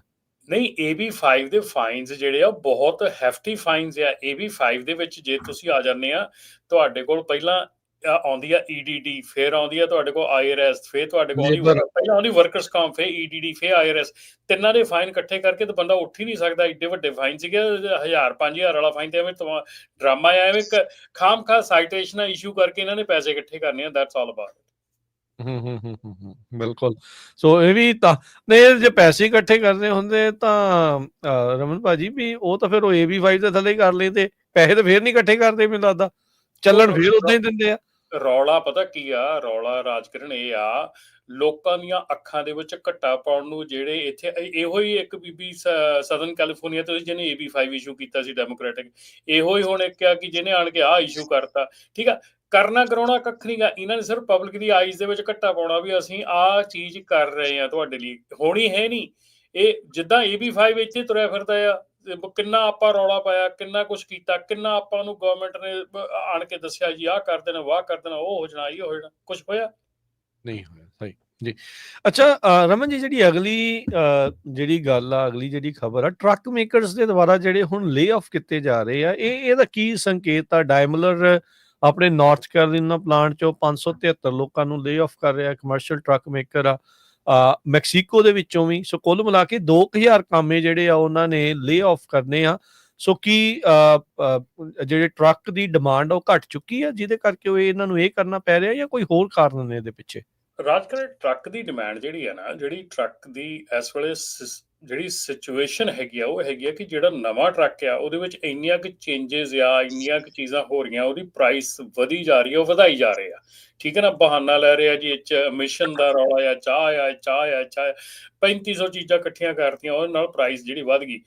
ਹੁਣ ਦੂਜੇ ਬੰਨੇ ਜਿਹੜੀ ਟਰੱਕਿੰਗ ਕੰਪਨੀਆਂ ਬੰਦ ਹੋ ਰਹੀਆਂ, ਇੰਨਾ ਚੀਜ਼ਾਂ ਜਿਹੜੀਆਂ ਆਊਟ ਆਫ ਹੋ ਰਿਹਾ, ਠੀਕ ਹੈ ਨਾ, ਉਹਦੇ ਕਰਕੇ ਜਿਹੜਾ ਯੂਜ਼ਡ ਇਕੁਇਪਮੈਂਟ ਹੈਗਾ ਆ ਉਹ ਸਸਤਾ ਹੋ ਰਿਹਾ ਹੈਗਾ। ਯੂਜ਼ਡ ਇਕੁਇਪਮੈਂਟ ਜਿਹੜਾ ਆ ਉਹ ਬੈਂਕਾਂ ਦੇ ਕੋਲ ਵਾਪਸ ਜਾ ਰਿਹਾ ਹੈਗਾ। ਹੁਣ ਉਹਦੇ ਕਰਕੇ ਜਦੋਂ ਯੂਜ਼ਡ ਇਕੁਇਪਮੈਂਟ ਇੰਨਾ ਸਸਤਾ ਮਿਲੂਗਾ ਤੁਹਾਨੂੰ, ਉਦੋਂ ਫਿਰ ਜਿਹੜੇ ਨਵੇਂ ਟਰੱਕ ਆ ਉਹ ਫਿਰ ਵਿਕਣੇ ਥੋੜ੍ਹੇ ਜਿਹੇ ਘੱਟ ਜਾਂਦੇ ਆ। ਸੋ ਆਬਵੀਅਸਲੀ ਇਹਦੇ ਤੇ ਅਸਰ ਤਾਂ ਪੈਣਾ ਹੀ ਹੁੰਦਾ। ਪਰ ਮੈਂ ਫਿਰ ਅਗੇਨ ਗੱਲ ਇਹ ਨਹੀਂ ਕਿ ਯੂਜ਼ ਟਰੱਕ ਸਸਤਾ ਆ ਤਾਂ ਤੁਸੀਂ ਜਾ ਕੇ ਭੱਜ ਕੇ ਯੂਜ਼ ਟਰੱਕ ਚੱਕ ਲਓ। ਉਹਦਾ ਮਤਲਬ ਇਹ ਆ ਬਈ ਜਿਹੜੀ ਯੂਜ਼ ਟਰੱਕ ਹੈਗਾ ਆ ਉਹ ਤਾਂ ਹੀ ਬੈਨੀਫਿਟ ਕਰ ਸਕਦਾ ਜੇ ਕੰਮ ਹੋਵੇ। ਮਤਲਬ ਇਹ ਸਸਤਾ ਟਰੱਕ ਮਿਲ ਗਿਆ ਤੇ ਇਹਦਾ ਮਤਲਬ ਇਹ ਨਹੀਂਗਾ ਵੀ ਕੰਮ ਵੀ ਹੈਗਾ ਬਾਹਰ। ਸੋ ਕੰਮ ਦੇ ਉੱਤੇ ਧਿਆਨ ਦਿਓ, ਪਹਿਲਾਂ ਕੰਮ ਦੇਖੋ। ਕੰਮ ਹੁੰਦਾ ਤਾਂ ਫਿਰ ਸਸਤੇ ਟਰੱਕ ਮਿਲਣੇ ਨਹੀਂ ਸੀ। ਹਾਂ ਜੀ, ਇਹ ਵੀ ਨਾਲ ਹੀ ਆ ਨਾ, ਜਿਹੜੀ ਉਹ ਚੀਜ਼ਾਂ ਜਿਹੜੀਆਂ ਉਹ ਹੈਗੀਆਂ ਆ। ਸੋ ਉਹ ਕੰਪਨੀ ਦੱਸਦੀ ਹੈ, ਕਹਿੰਦੇ ਵੀ ਉਹਨਾਂ ਦੇ ਨਾਰਥ ਅਮਰੀਕਾ ਦੀ ਜਿਹੜੀ ਸੇਲਸ ਆ 18% ਉਹ ਡਾਊਨ ਹੋ ਚੁੱਕੀ ਆ। ਇਕੋਨਮੀ ਦਾ ਬਹੁਤ ਵੱਡਾ ਅਸਰ ਆ, ਟੈਰਿਫ ਵਾਰ ਜਿਹੜੀ ਉਹ ਨਾਲ ਚੱਲ ਰਹੀ ਆ। ਸੋ ਅਨਸਰਟਨਿਟੀ ਬਹੁਤ ਜ਼ਿਆਦਾ ਵੀ ਪਤਾ ਨਹੀਂ ਅੱਗੇ ਬਣਨਾ ਕੀ ਆ। ਸੋ ਕਹਿੰਦੇ ਟੈਂਪਰੇਰੀ ਲੇ ਆਫਸ ਅਸੀਂ ਜਿਹੜੀਆਂ ਇਹ ਕਰ ਰਹੇ ਹੈਗੇ ਆ, ਤੇ ਕੰਪਨੀ ਓਵਰਆਲ ਕਹਿੰਦੇ ਵੀ ਅਸੀਂ ਸਟਰਗਲ ਕਰ ਰਹੇ ਹਾਂ। ਸੋ 11 ਜੁਲਾਈ ਨੂੰ ਉਹਨਾਂ ਨੇ ਚਿੱਠੀ ਜਿਹੜੀ ਉਹ ਆਪਣੇ ਵਰਕਰਸ ਨੂੰ, ਜਿਹੜੇ ਕਿ ਟਰੱਕ ਦੀ ਅਸੈਂਬਲਰ ਹੈਗੇ ਨੇ, ਨਾਰਥ ਕੈਰੋਲੀਨਾ ਦੀ ਜਿਹੜੀ ਫੈਕਟਰੀ ਆ ਉੱਥੇ ਉਹਨਾਂ ਨੂੰ ਘੱਲ ਦਿੱਤੀ ਆ। ਸੋ ਫੈਡਰਲ ਲਾ ਰਿਕਵਾਇਰ ਕਰਦਾ ਵੀ ਨੋਟੀਫਿਕੇਸ਼ਨ ਜਿਹੜੀ ਉਹ ਤੁਹਾਨੂੰ ਦੇਣੀ ਪੈਣੀ ਆ, ਨਹੀਂ ਤਾਂ ਹੋ ਸਕਦਾ ਵੀ ਜਿੱਦਾਂ ਕਈ ਆਪਾਂ ਟਰੱਕਿੰਗ ਕੰਪਨੀਆਂ ਦਾ ਸੁਣਦੇ ਰਹੇ ਆ ਵੀ ਆਉਂਦਿਆਂ ਨੂੰ ਤਾਲੇ ਲੱਗੇ ਮਿਲੇ ਆ। ਸੋ ਇਹ ਵੀ ਜਿਹੜਾ ਉਹ ਕੰਮ ਹੋ ਸਕਦਾ ਸੀਗਾ। ਸੋ ਲੈਟਸ ਸੀ ਕੀ ਜਿਹੜਾ ਇਸ ਦੇ ਵਿੱਚ ਬਣਦਾ ਆ। ਬਹੁਤ ਸਾਰੇ ਐਗਜ਼ੈਕਟਿਵ ਆਰਡਰਸ, ਟੈਰਿਫਸ, ਪ੍ਰੋਵੀਜ਼ਨਸ, ਜਿਹੜਾ ਇਹ ਬਿੱਲ ਆਇਆ ਆ ਉਹਦੇ ਵਿੱਚ ਵੀ ਜਿਹੜੇ ਉਹ ਹੈਗੇ ਆ। ਸੋ ਮੋੜਾ ਪਊਗਾ ਕਿ ਨਹੀਂ ਇਹ ਤਾਂ ਸਮਾਂ ਦੱਸੂਗਾ, ਪਰ ਇਕੋਨਮੀ ਦੇ ਹਿਸਾਬ ਦੇ ਨਾਲ ਅਜੇ ਕੰਮ ਜਿਹੜਾ ਉਹ ਡਾਵਾਡੋਲ ਜਿਹੜਾ ਉਹ ਚੱਲ ਰਿਹਾ। ਤੇ ਇਸ ਵਕਤ ਜੇ ਤੁਸੀਂ ਵੀ ਕੋਈ ਸਵਾਲ ਆ ਤੁਹਾਡਾ, ਤੁਸੀਂ ਗੱਲ ਕਰਨਾ ਚਾਹੁੰਦੇ ਹੋ ਤਾਂ ਕਾਲ ਕਰ ਸਕਦੇ ਹੋ। ਸਟੂਡੀਓ ਦਾ ਨੰਬਰ ਹੈ 408 272 5200 4082725200। ਆਪਣੇ ਨਾਲ ਰਮਨ ਜੀ, ਹਰਜੋਤ ਜੀ, ਕੁਝ ਕਾਲਰ ਜੁੜੇ ਨੇ। ਅੱਜ ਦੇ ਪਹਿਲੇ ਕਾਲਰ ਨੇ ਆਪਣੇ ਨਾਲ ਜੁੜੇ ਸਨੀ ਜੀ। ਹਾਂਜੀ ਸਨੀ, ਸਤਿ ਸ਼੍ਰੀ ਅਕਾਲ। ਹਾਂਜੀ ਸਤਿ ਸ਼੍ਰੀ ਅਕਾਲ ਵੀਰ ਜੀ, ਤਿੰਨਾਂ ਵੀਰਾਂ ਨੂੰ ਸਤਿ ਸ਼੍ਰੀ ਅਕਾਲ ਜੀ। ਹਾਂਜੀ, ਮੈਂ ਬਸ ਥੋੜਾ ਜਿਹਾ ਟਾਈਮ ਲੈਣਾ ਜੀ ਤੁਹਾਡਾ। ਮੈਂ ਟਰੱਕਿੰਗ ਬਾਰੇ ਤੁਹਾਡੇ ਗੱਲ ਕਰਨੀ, 2-3 ਗੱਲਾਂ। ਹਾਂਜੀ, ਮੇਰੀ ਪਹਿਲੀ ਗੱਲ ਇਹ ਹੈ ਵੀ ਆਪਣੇ ਭਾਜੀ ਜਿਹੜੀ ਤੁਸੀਂ ਇੰਗਲਿਸ਼ ਦੀ ਗੱਲ ਕੀਤੀ ਨਾ, ਮੈਂ ਪਰਸੋਂ ਲੋਡ ਚੱਕ ਰਿਹਾ ਸੀ ਹਾਰਟਫੋਰਡ ਕਨੈਟੀਕਟ ਤੋਂ, ਤੇ ਇੱਕ ਬੰਦਾ ਹਰਿਆਣੇ ਦਾ ਬੰਦਾ ਕਿ ਮੈਂ ਉਹ ਲੋਡ ਉਸ ਕੰਪਨੀ ਚੱਕ ਰਿਹਾ ਸੀ, ਤੇ ਦੇਖ ਲਓ ਜੀ ਉਹਨੇ ਕੀ ਕੀਤਾ, ਉਹਨੂੰ ਆਪਣੀ ਕਾਮਨ ਸੈਂਸ ਯੂਜ਼ ਨਹੀਂ ਕੀਤੀ। ਕੰਪਨੀ ਦੇ ਅੰਦਰ 3 ਟਰੱਕ ਲੱਗਿਆ ਵੀ ਜਗ੍ਹਾ ਉਹਨੇ ਕਿਹਾ ਵੀ ਮੈਂ ਬਾਹਰ ਖੜਾ ਕਰ ਲਾਂ, ਹੈ ਜੀ। ਉਹਨੇ ਲਿਆ ਕੇ ਟਰੱਕ ਅੰਦਰ ਵਾੜਤਾ ਮੁੰਡੇ ਨੇ ਨਾ ਸਿੱਧਾ। ਉਹ ਗੋਰਾ ਆਇਆ ਇੱਡੀ ਮਤਲਬ ਇੰਨਾ ਗੁੱਸੇ ਨਾਲ, ਉਹ ਇਹਨੇ ਕਹਿੰਦਾ ਵੀ ਤੈਨੂੰ ਬਾਹਰ ਖੜਾ ਹੋਣਾ ਚਾਹੀਦਾ। ਮੈਂ ਵੀ ਇਹਨੂੰ ਕਿਹਾ ਮੁੰਡੇ ਨੂੰ, ਮੈਂ ਕਿਹਾ ਤੂੰ ਬਾਹਰ ਵੀਰ ਜੀ ਬਾਹਰ ਟਰੱਕ ਖੜਾ ਕਰ ਲਿਆ, ਪਰ ਦੇਖ ਲੈ ਤੂੰ ਅੰਦਰ ਜਦੋਂ ਆਉਣਾ ਪਰ ਦੇਖ ਕਿੰਨੇ ਟਰੱਕ ਖੜੇ ਆ। ਤੇ ਮਤਲਬ ਉਹ ਗੋਰੇ ਸਾਹਮਣੇ ਮੈਂ ਸੁਣਿਆ ਸੀ, ਨਾ ਉਹਨੂੰ ਇੰਗਲਿਸ਼ ਇੰਨੀ ਬੋਲਣੀ ਆਵੇ ਜੀ। ਉਹ ਇੰਨਾ ਗੋਰਾ ਨੂੰ ਬੋਲਿਆ, ਮਤਲਬ ਭੈੜਾ ਚੰਗਾ, ਇੰਨਾ ਗਾਲਾਂ ਕੱਢੀਆਂ ਉਹਨੇ ਵੀ, ਫਕਿੰਗ ਯੂ ਦਮ ਇਹ ਵੋ। ਪਰ ਮੈਂ ਇਹ ਵਰਡ ਨਹੀਂ ਬੋਲਣਾ ਜੀ ਗਾਂ ਤੋਂ, ਸਨੀ ਜੀ ਪਲੀਜ਼ ਇਹ ਸ਼ਬਦ ਇੱਥੇ ਨਹੀਂ ਬੋਲਣਾ। ਹਾਂਜੀ ਸੌਰੀ ਪਰ ਮੈਂ ਕਹਿਣ ਦਾ ਮਤਲਬ ਇਹ ਹੈ ਵੀਰ ਜੀ, ਤੁਸੀਂ ਮਤਲਬ ਕੋਈ ਵੀ ਤੁਸੀਂ ਕੰਪਨੀ ਜਾਂਦੇ ਆ, ਥੋੜੀ ਜਿਹੀ ਆਪਣੀ ਕਾਮਨ ਸੈਂਸ ਯੂਜ਼ ਕਰੋ। ਬਾਹਰ ਦੇਖੋ, ਬਾਹਰ ਟਰੱਕ ਲਾ ਲਓ ਪਹਿਲੋਂ, ਅੰਦਰ ਜਾਣ ਤੋਂ, ਇੰਡਸਟਰੀ ਤੋਂ ਅੰਦਰ ਕੰਪਨੀ ਬਣਨ ਤੋਂ ਪਹਿਲਾਂ ਵੀ ਸਪੇਸ ਹੈਗਾ ਕਿ ਨਹੀਂ ਹੈਗਾ। ਮੈਂ ਸੁਣ ਰਿਹਾ ਸੀ ਜੀ, ਖੁਦ ਸੁਣ ਰਿਹਾ ਸੀ ਉਹ ਕਿੰਨੀਆਂ ਬੁਰਾ ਬੋਲ ਰਿਹਾ ਸੀ ਜੀ। ਪਰ ਹੀ ਇਜ਼ ਲਾਈਕ ਕਾਮਨ ਸੈਂਸ ਹੈ ਨਾ, ਕਈ ਬੰਦਿਆਂ ਨੂੰ ਨਹੀਂ ਹੈਗੀ ਇਹ ਚੀਜ਼। ਪਰ ਨੰਬਰ 2 ਦੇਖੋ ਜੀ, ਕਈ ਬੰਦੇ ਹੁੰਦੇ ਚੱਪਲਾਂ ਪਾਈਆਂ ਹੁੰਦੀਆਂ ਵੀਰ ਜੀ ਉਹਨਾਂ ਨੇ ਪੈਰੀ ਦੇ ਵਿੱਚ, ਤੇ ਮੈਂ ਕਈ ਚੀਜ਼ਾਂ ਦੇਖੀਆਂ ਆਪਣੀਆਂ ਅੱਖਾਂ ਵਿੱਚ। ਉਹਨਾਂ ਨੇ ਉਹ ਕਹਿੰਦੇ ਵੀ you have put your shoes, you have a vest, maybe you have a helmet. ਉਹ ਕਈ ਬੰਦੇ ਕਹਿੰਦੇ ਨਹੀਂ ਆਈ ਡੋਂਟ ਹੈਵ ਇਟ। ਉਹ ਫਿਰ ਕਈ ਜਿਹੜੀ ਲੋੜ ਨਹੀਂ ਉਹ ਦਿੰਦੇ, ਤੇ ਉਹ ਫਿਰ ਦੇਖਦੇ ਆਸੇ ਪਾਸੇ ਵੀ ਕਿੱਦਾਂ। ਪਰ ਇਹ ਚੀਜ਼ਾਂ ਦੇਖੋ ਜੀ, ਚੱਪਲਾਂ ਪਾ ਕੇ ਉਹ ਸ਼ਿਪਿੰਗ ਦੇ ਜਾਂਦੇ ਆ, ਤੇ ਉਹ ਰਿਫਿਊਜ਼ ਕਰ ਦਿੰਦੇ ਵੀ ਤੁਹਾਡੇ ਕੋਲ ਉਹਨਾਂ ਦੇ ਸਟੀਲ ਟੋਸ ਹੈਗੇ, ਉਹਨਾਂ ਨੂੰ ਗੱਲ ਹੀ ਨਹੀਂ ਆਉਂਦੀ ਜੀ। ਧੰਨਵਾਦ ਜੀ। ਇਹ ਚੀਜ਼ ਤੇ ਬਹੁਤ ਵਾਰ ਅਸੀਂ ਗੱਲ ਕਰ ਚੁੱਕੇ ਹਾਂ ਜੀ। Thank you. ਇਹ ਜਿੱਦਾਂ ਤੁਸੀਂ ਆਪ ਹੀ ਦੱਸਿਆ ਸਨੀ ਜੀ ਵੀ ਇਹ ਕਾਮਨ ਸੈਂਸ ਦੀਆਂ ਗੱਲਾਂ, ਇਹ ਸਿਖਾਈਆਂ ਨਹੀਂ ਜਾ ਸਕਦੀਆਂ। ਇਹ ਬੰਦੇ ਨੂੰ ਖੁਦ ਹੀ ਇਸ ਦੀ ਨੌਲੇਜ ਹੋਣੀ ਚਾਹੀਦੀ ਆ। ਅੱਜ ਕੱਲ੍ਹ ਤਾਂ ਹੁਣ ਸੋਸ਼ਲ ਮੀਡੀਆ ਦੇ ਜ਼ਮਾਨੇ ਦੇ ਵਿੱਚ ਰਮਨ ਜੀ, ਹਰਜੋਤ ਜੀ, ਇਸ ਚੀਜ਼ ਨੂੰ ਤਾਂ ਬਹੁਤ ਜ਼ਿਆਦਾ ਪ੍ਰਚਾਰ ਬਹੁਤ ਜ਼ਿਆਦਾ ਹੁੰਦਾ ਆ। ਪਰ ਇਹਦੇ ਵਿੱਚ ਹੁਣ ਕਿਸੇ ਨੂੰ ਅਸੀਂ ਘੋਟ ਕੇ ਨਹੀਂ ਜਿਹੜਾ ਉਹ ਜਿਹੜਾ ਵਿੱਚ ਉਹਨਾਂ ਦੇ ਪਾ ਸਕਦੇ ਵੀ ਭਾਈ ਸਟੀਲ ਸ਼ੂ ਪਾ ਕੇ ਜਾਣੇ ਆ, ਰਿਫਲੈਕਟਿਵ ਵੈਸਟ ਪਾਉਣੀ ਆ ਤੁਸੀਂ, ਜਾਂ ਤੁਸੀਂ ਆਹ ਚੀਜ਼ਾਂ ਜਿਹੜੀਆਂ ਉਹ ਕਰਨੀਆਂ। ਇਹ ਜਦੋਂ ਤੁਸੀਂ ਟਰੱਕ ਚਲਾਉਣਾ ਸਿੱਖਦੇ ਆ, ਇਹ ਆਮ ਜਿਹੜੀ ਗੱਲ ਆ ਉਹ ਇਹ ਉਹਦੇ ਵਿੱਚ ਨਾਲ ਹੀ ਆਉਂਦੀ ਆ। ਸੋ ਇਹ ਧੱਕਾ ਨਹੀਂ, ਇਹਦੇ ਵਿੱਚ ਆਪਾਂ ਧੱਕੇ ਨਾਲ ਨਹੀਂ ਇਹਨਾਂ ਨੂੰ ਇਹ ਚੀਜ਼ਾਂ ਸਿਖਾ ਸਕਦੇ। ਰਮਨ ਜੀ, ਆਪਣੇ ਅਗਲੇ ਕਾਲਰ ਨੇ ਸੁਖਦੇਵ ਜੀ। ਹਾਂਜੀ ਸਤਿ ਸ਼੍ਰੀ ਅਕਾਲ ਜੀ। ਹਾਂਜੀ ਸਤਿ ਸ਼੍ਰੀ ਅਕਾਲ ਸਾਰੇ ਭਰਾਵਾਂ ਜੀ। ਜੀ ਸਤਿ ਸ਼੍ਰੀ ਅਕਾਲ ਜੀ। ਠੀਕ ਹੈ ਜੀ, ਤੁਸੀਂ ਜਿਹੜੀ ਗੱਲ ਕੀਤੀ ਹੈ ਨਾ ਪੋਰਟ ਦੇ ਉੱਪਰ ਜਿਹੜੇ ਨਵੇਂ ਲਾ ਲਿਆਉਣ ਦੀ, ਜੀ ਵੈਸੇ ਤੇ ਰਮਨ ਜੀ ਨੇ ਉਹਨਾਂ ਨੂੰ ਕੋਟ ਕਰ ਹੀ ਦਿੱਤਾ ਕਿ ਇਹ ਇੱਕ ਰਵਿਸ਼ ਹੀ ਹੈ ਉਹਦਾ। ਪਰ ਪੋਰਟ ਦਾ ਲਾ ਜਿਹੜਾ ਆ ਉਹ ਤਾਂ ਆਲਰੇਡੀ ਬਹੁਤ ਸਟ੍ਰਿਕਟ ਹੈਗਾ ਹੈ। ਉਹਦੇ ਵਾਸਤੇ ਟਵਿਕ ਕਾਰਡ ਰਿਕੁਆਇਰਡ ਹੈ। ਠੀਕ ਹੈ ਜੀ। ਤੇ ਜਿਹੜਾ ਟਵਿਕ ਕਾਰਡ ਹੈ ਉਹ FBI ਦੇ ਅੰਡਰ ਪ੍ਰੋਵੀਜ਼ਨ ਹੋ ਕੇ ਜਾਂਦਾ ਆ। ਉਹਦੀ ਸਾਰੀ ਜਿਹੜੀ ਹੈਗੀ ਆ ਉਹ ਬੰਦੇ ਦੀ ਬੈਕਗਰਾਊਂਡ ਚੈੱਕ ਹੁੰਦੀ ਹੈ, ਉਹਦੀ ਹਿਸਟਰੀ ਚੈੱਕ ਹੁੰਦੀ ਹੈ, ਕ੍ਰਿਮੀਨਲ ਰੈਕੋਰਡ ਚੈੱਕ ਹੁੰਦਾ। ਉਸ ਤੋਂ ਬਿਨਾਂ ਤੁਹਾਨੂੰ ਟਵਿਕ ਕਾਰਡ ਨਹੀਂ ਮਿਲਦਾ। ਤੇ ਜਿਹਦੇ ਕੋਲ ਟਵਿਕ ਕਾਰਡ ਨਹੀਂ ਹੈਗਾ ਉਹ ਪੋਰਟ ਦੇ ਅੰਦਰ ਐਂਟਰੀ ਹੀ ਨਹੀਂ ਕਰ ਸਕਦਾ। ਜੀ ਨੰਬਰ 2, ਜਿਹੜੀ ਚੀਜ਼ ਹੈਗੀ ਆ ਟਰੱਕਿੰਗ ਕੰਪਨੀ ਦੀ ਉਹਦੀ ਇਨਫੋਰਮੇਸ਼ਨ ਲੈਣ ਦੀ, ਬਿਨਾਂ ਇਨਫੋਰਮੇਸ਼ਨ ਤੋਂ ਤਾਂ ਕੋਈ ਟਰੱਕਿੰਗ ਕੰਪਨੀ ਉੱਥੇ ਜਾਂਦੀ ਨਹੀਂ। CA ਨੰਬਰ ਪਾ ਕੇ ਉਹਨਾਂ ਦੇ ਕੋਲ ਸਾਰਾ ਕੁਝ ਆ ਜਾਂਦਾ। ਟਰੱਕ ਦਾ ਜੇ CA ਨੰਬਰ ਕੋਈ ਹੋਰ ਯੂਜ਼ ਕਰ ਰਿਹਾ, ਉਹਦੀ ਲਾਇਸੈਂਸ ਪਲੇਟ ਤੋਂ ਸਾਰੀ ਉਹਦੀ ਕੰਪਨੀ ਦੀ ਇਨਫੋਰਮੇਸ਼ਨ ਆ ਜਾਂਦੀ ਹੈ, ਤੇ ਡਰਾਈਵਰ ਦੀ ਇਨਫੋਰਮੇਸ਼ਨ ਸਾਰੀ ਟਵਿਕ ਕਾਰਡ ਤੇ ਆ। ਤੇ ਨਵੇਂ ਲਾ ਨੂੰ ਲਿਆਉਣ ਦਾ ਕਾਰਨ ਸਿਰਫ ਇਹੋ ਹੀ ਹੈ ਕਿ ਜਿੱਦਾਂ ਇੰਡੀਆ 'ਚ ਨਹੀਂ, ਉਹ ਜਿੱਦਾਂ ਜਾਂ ਪੰਜਾਬ ਹੋ ਗਿਆ ਜਾਂ ਪੂਰੇ ਇੰਡੀਆ ਦੇ ਵਿੱਚ ਨਵੇਂ ਲਾ ਜਿਹੜੇ ਬਣਾ ਕੇ ਛਾਤੀਆਂ ਥੱਪੜੀ ਜਾਂਦੇ ਆ, ਲਓ ਜੀ ਅਸੀਂ ਆਹ ਬਣਾਤਾ, ਅਸੀਂ ਉਹ ਬਣਾਤਾ। ਇਹ ਸਾਰੀਆਂ ਇੱਕ ਲੋਕਾਂ ਦੇ ਅੱਖਾਂ ਦੇ ਵਿੱਚ ਘੱਟਾ ਪਾਉਣ ਵਾਲੀ ਗੱਲ ਹੈ। ਟਰੱਕਿੰਗ ਕੰਪਨੀ ਡੁੱਬ ਰਹੀ ਹੈ, ਟਰੱਕਿੰਗ ਇੰਡਸਟਰੀਆਂ ਦਾ ਬਹੁਤ ਬੁਰਾ ਹਾਲ ਹੋ ਰਿਹਾ, ਉਹਦੇ ਬਾਰੇ ਕਿਸੇ ਦਾ ਕੋਈ ਖਿਆਲ ਨਹੀਂ।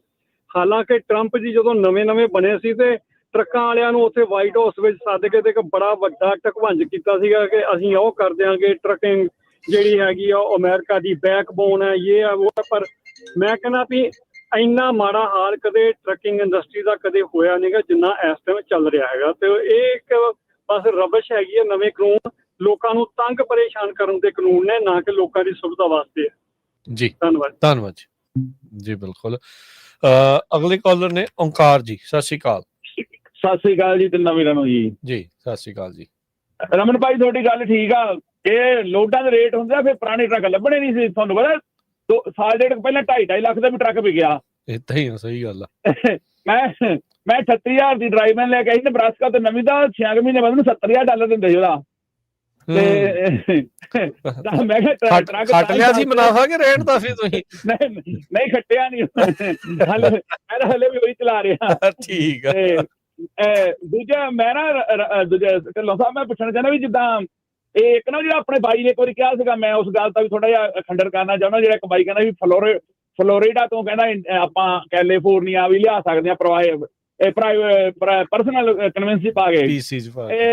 ਮੈਨੂੰ ਨਾ ਹਫ਼ਤਾ ਕੁ ਪਹਿਲਾਂ ਯੂਟਾ ਤੋਂ ਮੈਂ ਲੋਡ ਉਤਾਰ ਕੇ ਉਤਰਿਆ ਸੀ I-15 ਦੇ, ਹਾਲੇ ਮੈਂ ਨਿਕਲਿਆ ਹੀ ਸਿਟੀ ਚੋਂ ਦਾ, ਮਗਰ ਲਾਈਟਾਂ ਲਾ ਲਈਆਂ ਤੇ ਮੈਨੂੰ ਕਹਿੰਦਾ ਇਹ DOT ਵਾਲੇ ਆ, ਅਸੀਂ ਤਾਂ ਇੰਸਪੈਕਸ਼ਨ ਕਰਨੀ ਆ ਤੇ ਲਾਇਸੈਂਸ ਦੇ। ਮੈਂ ਲਾਇਸੈਂਸ ਦਿੱਤਾ ਤੇ ਮੈਨੂੰ ਕਹਿੰਦਾ ਸਾਨੂੰ ਫਾਲੋ ਕਰ ਓਵਰ ਦਾ ਫਰੀਵੇ। ਦੂਜੇ ਪਾਸੇ ਮੈਨੂੰ ਸਟੋਰ ਦੀ ਪਾਰਕ 'ਚ ਲਵਾ ਲਿਆ ਜਾ ਕੇ। ਇੱਕ ਤਾਂ ਮੈਂ ਪੁੱਛਣਾ ਚਾਹੁੰਦਾ ਵੀ ਇਹ ਕੋਈ ਲਾ ਵੀ ਇਹ ਮਤਲਬ ਆਪਾਂ ਨੂੰ ਕਿੱਥੇ ਵੀ ਰੋਕ ਸਕਦੇ ਆ ਵੀ ਇਹਦਾ ਕੋਈ ਕਾਇਦਾ ਕਾਨੂੰਨ ਹੈ ਨੀਗਾ? ਬੜਾ ਸੋਹਣਾ ਆਪਾਂ ਜਾ ਰਹੇ ਹਾਂ ਵੀ ਆਪਣਾ ਬਿਨਾਂ ਮਤਲਬ ਟਾਈਮ ਵੇਸਟ ਕਰਨ ਨੂੰ ਵੀ ਤੁਹਾਡੀ ਅਸੀਂ ਇੰਸਪੈਕਸ਼ਨ ਕਰਨੀ ਹੈ, ਉੱਥੇ ਕਿਹੜਾ ਕੋਈ ਚੈੱਕ ਸਟੇਸ਼ਨ ਆ ਜੀ?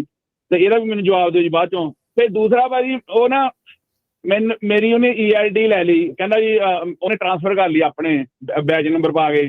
ਤੇ 2 ਜਣੇ ਸੀ, ਇੱਕ ਨੇ ਮੇਰੇ ਟਰੱਕ ਟ੍ਰੇਲਰ ਦੀ ਪੱਟ ਕੱਢਤੇ, ਜਾਣੀ ਫੁੱਟ ਚੱਕ ਕਰੇ, ਮਤਲਬ 100% ਉਹਨੇ ਇੰਸਪੈਕਸ਼ਨ ਕੀਤੀ, ਸਟਿੱਕਰ ਚਲੋ ਲੱਗ ਗਿਆ, ਕੋਈ ਫਾਲਟ ਨਹੀਂ ਨਿਕਲਿਆ। ਮੈਂ ਉਹਦੇ ਨਾਲ ਉਹਨੇ ਆਰਗੂਮੈਂਟ ਕੀਤਾ ਬਾਅਦ ਚੋਂ, ਕਹਿੰਦਾ ਕਿ ਤੂੰ 20 ਮਿੰਟ ਪਰਸਨਲ ਕਨਵੈਂਸ ਪਾਈ ਆ ਲੌਗ ਬੁੱਕ। ਮੈਂ ਕਿਹਾ ਹਾਂ ਪਾਈ ਆ। ਮੈਂ ਕਿਹਾ ਵੀ FMCA ਦੀ ਜਿਹੜੀ ਗਾਈਡਲਾਈਨ ਆ ਉਹਦੇ ਥਰੂ ਜੇ ਤੁਹਾਨੂੰ ਪਾਰਕਿੰਗ ਨਹੀਂ ਮਿਲਦੀ ਤੁਸੀਂ ਲਾ ਸਕਦੇ ਹੋ। ਕਹਿੰਦਾ ਤਾਂ ਤੁਸੀਂ ਹੋਰ ਤੋਂ ਹੋਰ ਜਗ੍ਹਾ ਤੇ ਜਾਈ ਜਾਓਗੇ। ਮੈਂ ਕਿਹਾ ਮੈਂ ਹੋਰ ਤੋਂ ਹੋਰ ਜਗ੍ਹਾ ਤੇ ਨਹੀਂ ਗਿਆ, ਮੈਂ ਉਹਨੂੰ ਐਕਸਪਲੇਨ ਕਰਤਾ, ਜਾਣੀ ਉਹਨੇ ਫਿਰ ਮੈਨੂੰ ਟਿਕਟ ਨਹੀਂ ਦਿੱਤੀ। ਮੈਂ ਕਿਹਾ ਵੀ ਜਿੱਦਾਂ ਵੇਗਾ ਟੈਕਸਸ ਮੈਂ ਰੁਕਿਆ ਸੀਗਾ, ਉੱਥੇ ਮੇਰੇ ਕੋਲ 15 ਮਿੰਟ ਦੀ ਲੌਗ ਬੁੱਕ ਸੀਗੀ, ਉੱਥੇ ਪਾਰਕਿੰਗ ਹੈ ਨਹੀਂ ਸੀ, ਐਵਰੀਥਿੰਗ ਫੁੱਲ ਸੀ ਆਲੇ ਦੁਆਲੇ। ਮੈਂ ਤੋਂ ਨੈਕਸਟ ਟਰੱਕ ਸਟਾਪ 35 ਮਿੰਟ ਤੇ ਸੀਗਾ। ਮੈਂ ਕਿਹਾ 15 ਮਿੰਟ ਮੈਂ ਉਹ ਯੂਜ਼ ਕੀਤੀ ਆ, 20 ਮਿੰਟ ਫਿਰ ਮੈਂ ਪਰਸਨਲ ਕਨਵੈਂਸ ਦੇ ਵਿੱਚ ਯੂਜ਼ ਕੀਤੇ ਆ। ਮੈਨੂੰ ਕਹਿੰਦਾ ਇਸ ਟਾਈਮ ਤਾਂ ਤੈਨੂੰ ਓਕੇ ਆ, but you can do next time. ਤੇ ਜਿਹੜਾ ਆਪਣਾ ਬਾਈ ਕਹਿੰਦਾ ਜੀ ਮੈਂ ਫਲੋਰੀਡਾ ਤੋਂ ਕੈਲੀਫੋਰਨੀਆ ਲਿਆ ਸਕਦਾ ਆ, ਮੈਂ ਕਿਹਾ ਵੀ ਮੇਰਾ 20 ਮਿੰਟ ਵਾਸਤੇ ਹੀ ਉਹਨੇ ਦੇਖ ਲਓ ਵੀ ਮੈਂ ਉਹਨੂੰ ਐਕਸਪਲੇਨ ਕਰਤਾ, ਤਾਂ ਉਹਨੇ ਫਿਰ ਮੈਨੂੰ ਜਾਣੀ ਟਿਕਟ ਨਹੀਂ ਦਿੱਤੀ ਹੈਗੀ, ਉਹ ਮੈਨੂੰ ਦੇ ਸਕਦਾ ਸੀ ਟਿਕਟ। ਤੇ ਮੈਂ ਪੁੱਛਣਾ ਚਾਹੁੰਦਾ ਰਮਨ ਭਾਜੀ ਵੀ ਆਪਾਂ ਨੂੰ ਕਿਤੇ ਵੀ ਇਹ ਚੈੱਕ ਕਰ ਸਕਦੇ ਆ, ਇਹਦਾ ਕੋਈ ਕਾਨੂੰਨ ਦਾ ਹੈ ਨਹੀਂਗਾ ਵੀ ਜਿੱਥੇ ਕਿਤੇ ਕੋਈ ਚੈੱਕ ਪੋਸਟ ਵੀ ਹੈ ਨਹੀਂ, ਕੱਢ ਕੇ ਸਟੋਰ ਦੀ ਪਾਰਕ ਦੀ ਇੰਸਪੈਕਸ਼ਨ ਕਰਨ ਲੱਗ ਪਏ ਸੀਗੇ। ਤੇ ਇੱਕ ਹੋਰ ਗੱਲ ਆ ਕਿ ਇੰਗਲਿਸ਼ ਵੀ ਕਰ ਸਕਦੇ ਆ, ਕਿਤੇ ਵੀ ਇੰਗਲਿਸ਼ ਦੀ ਭਾਜੀ।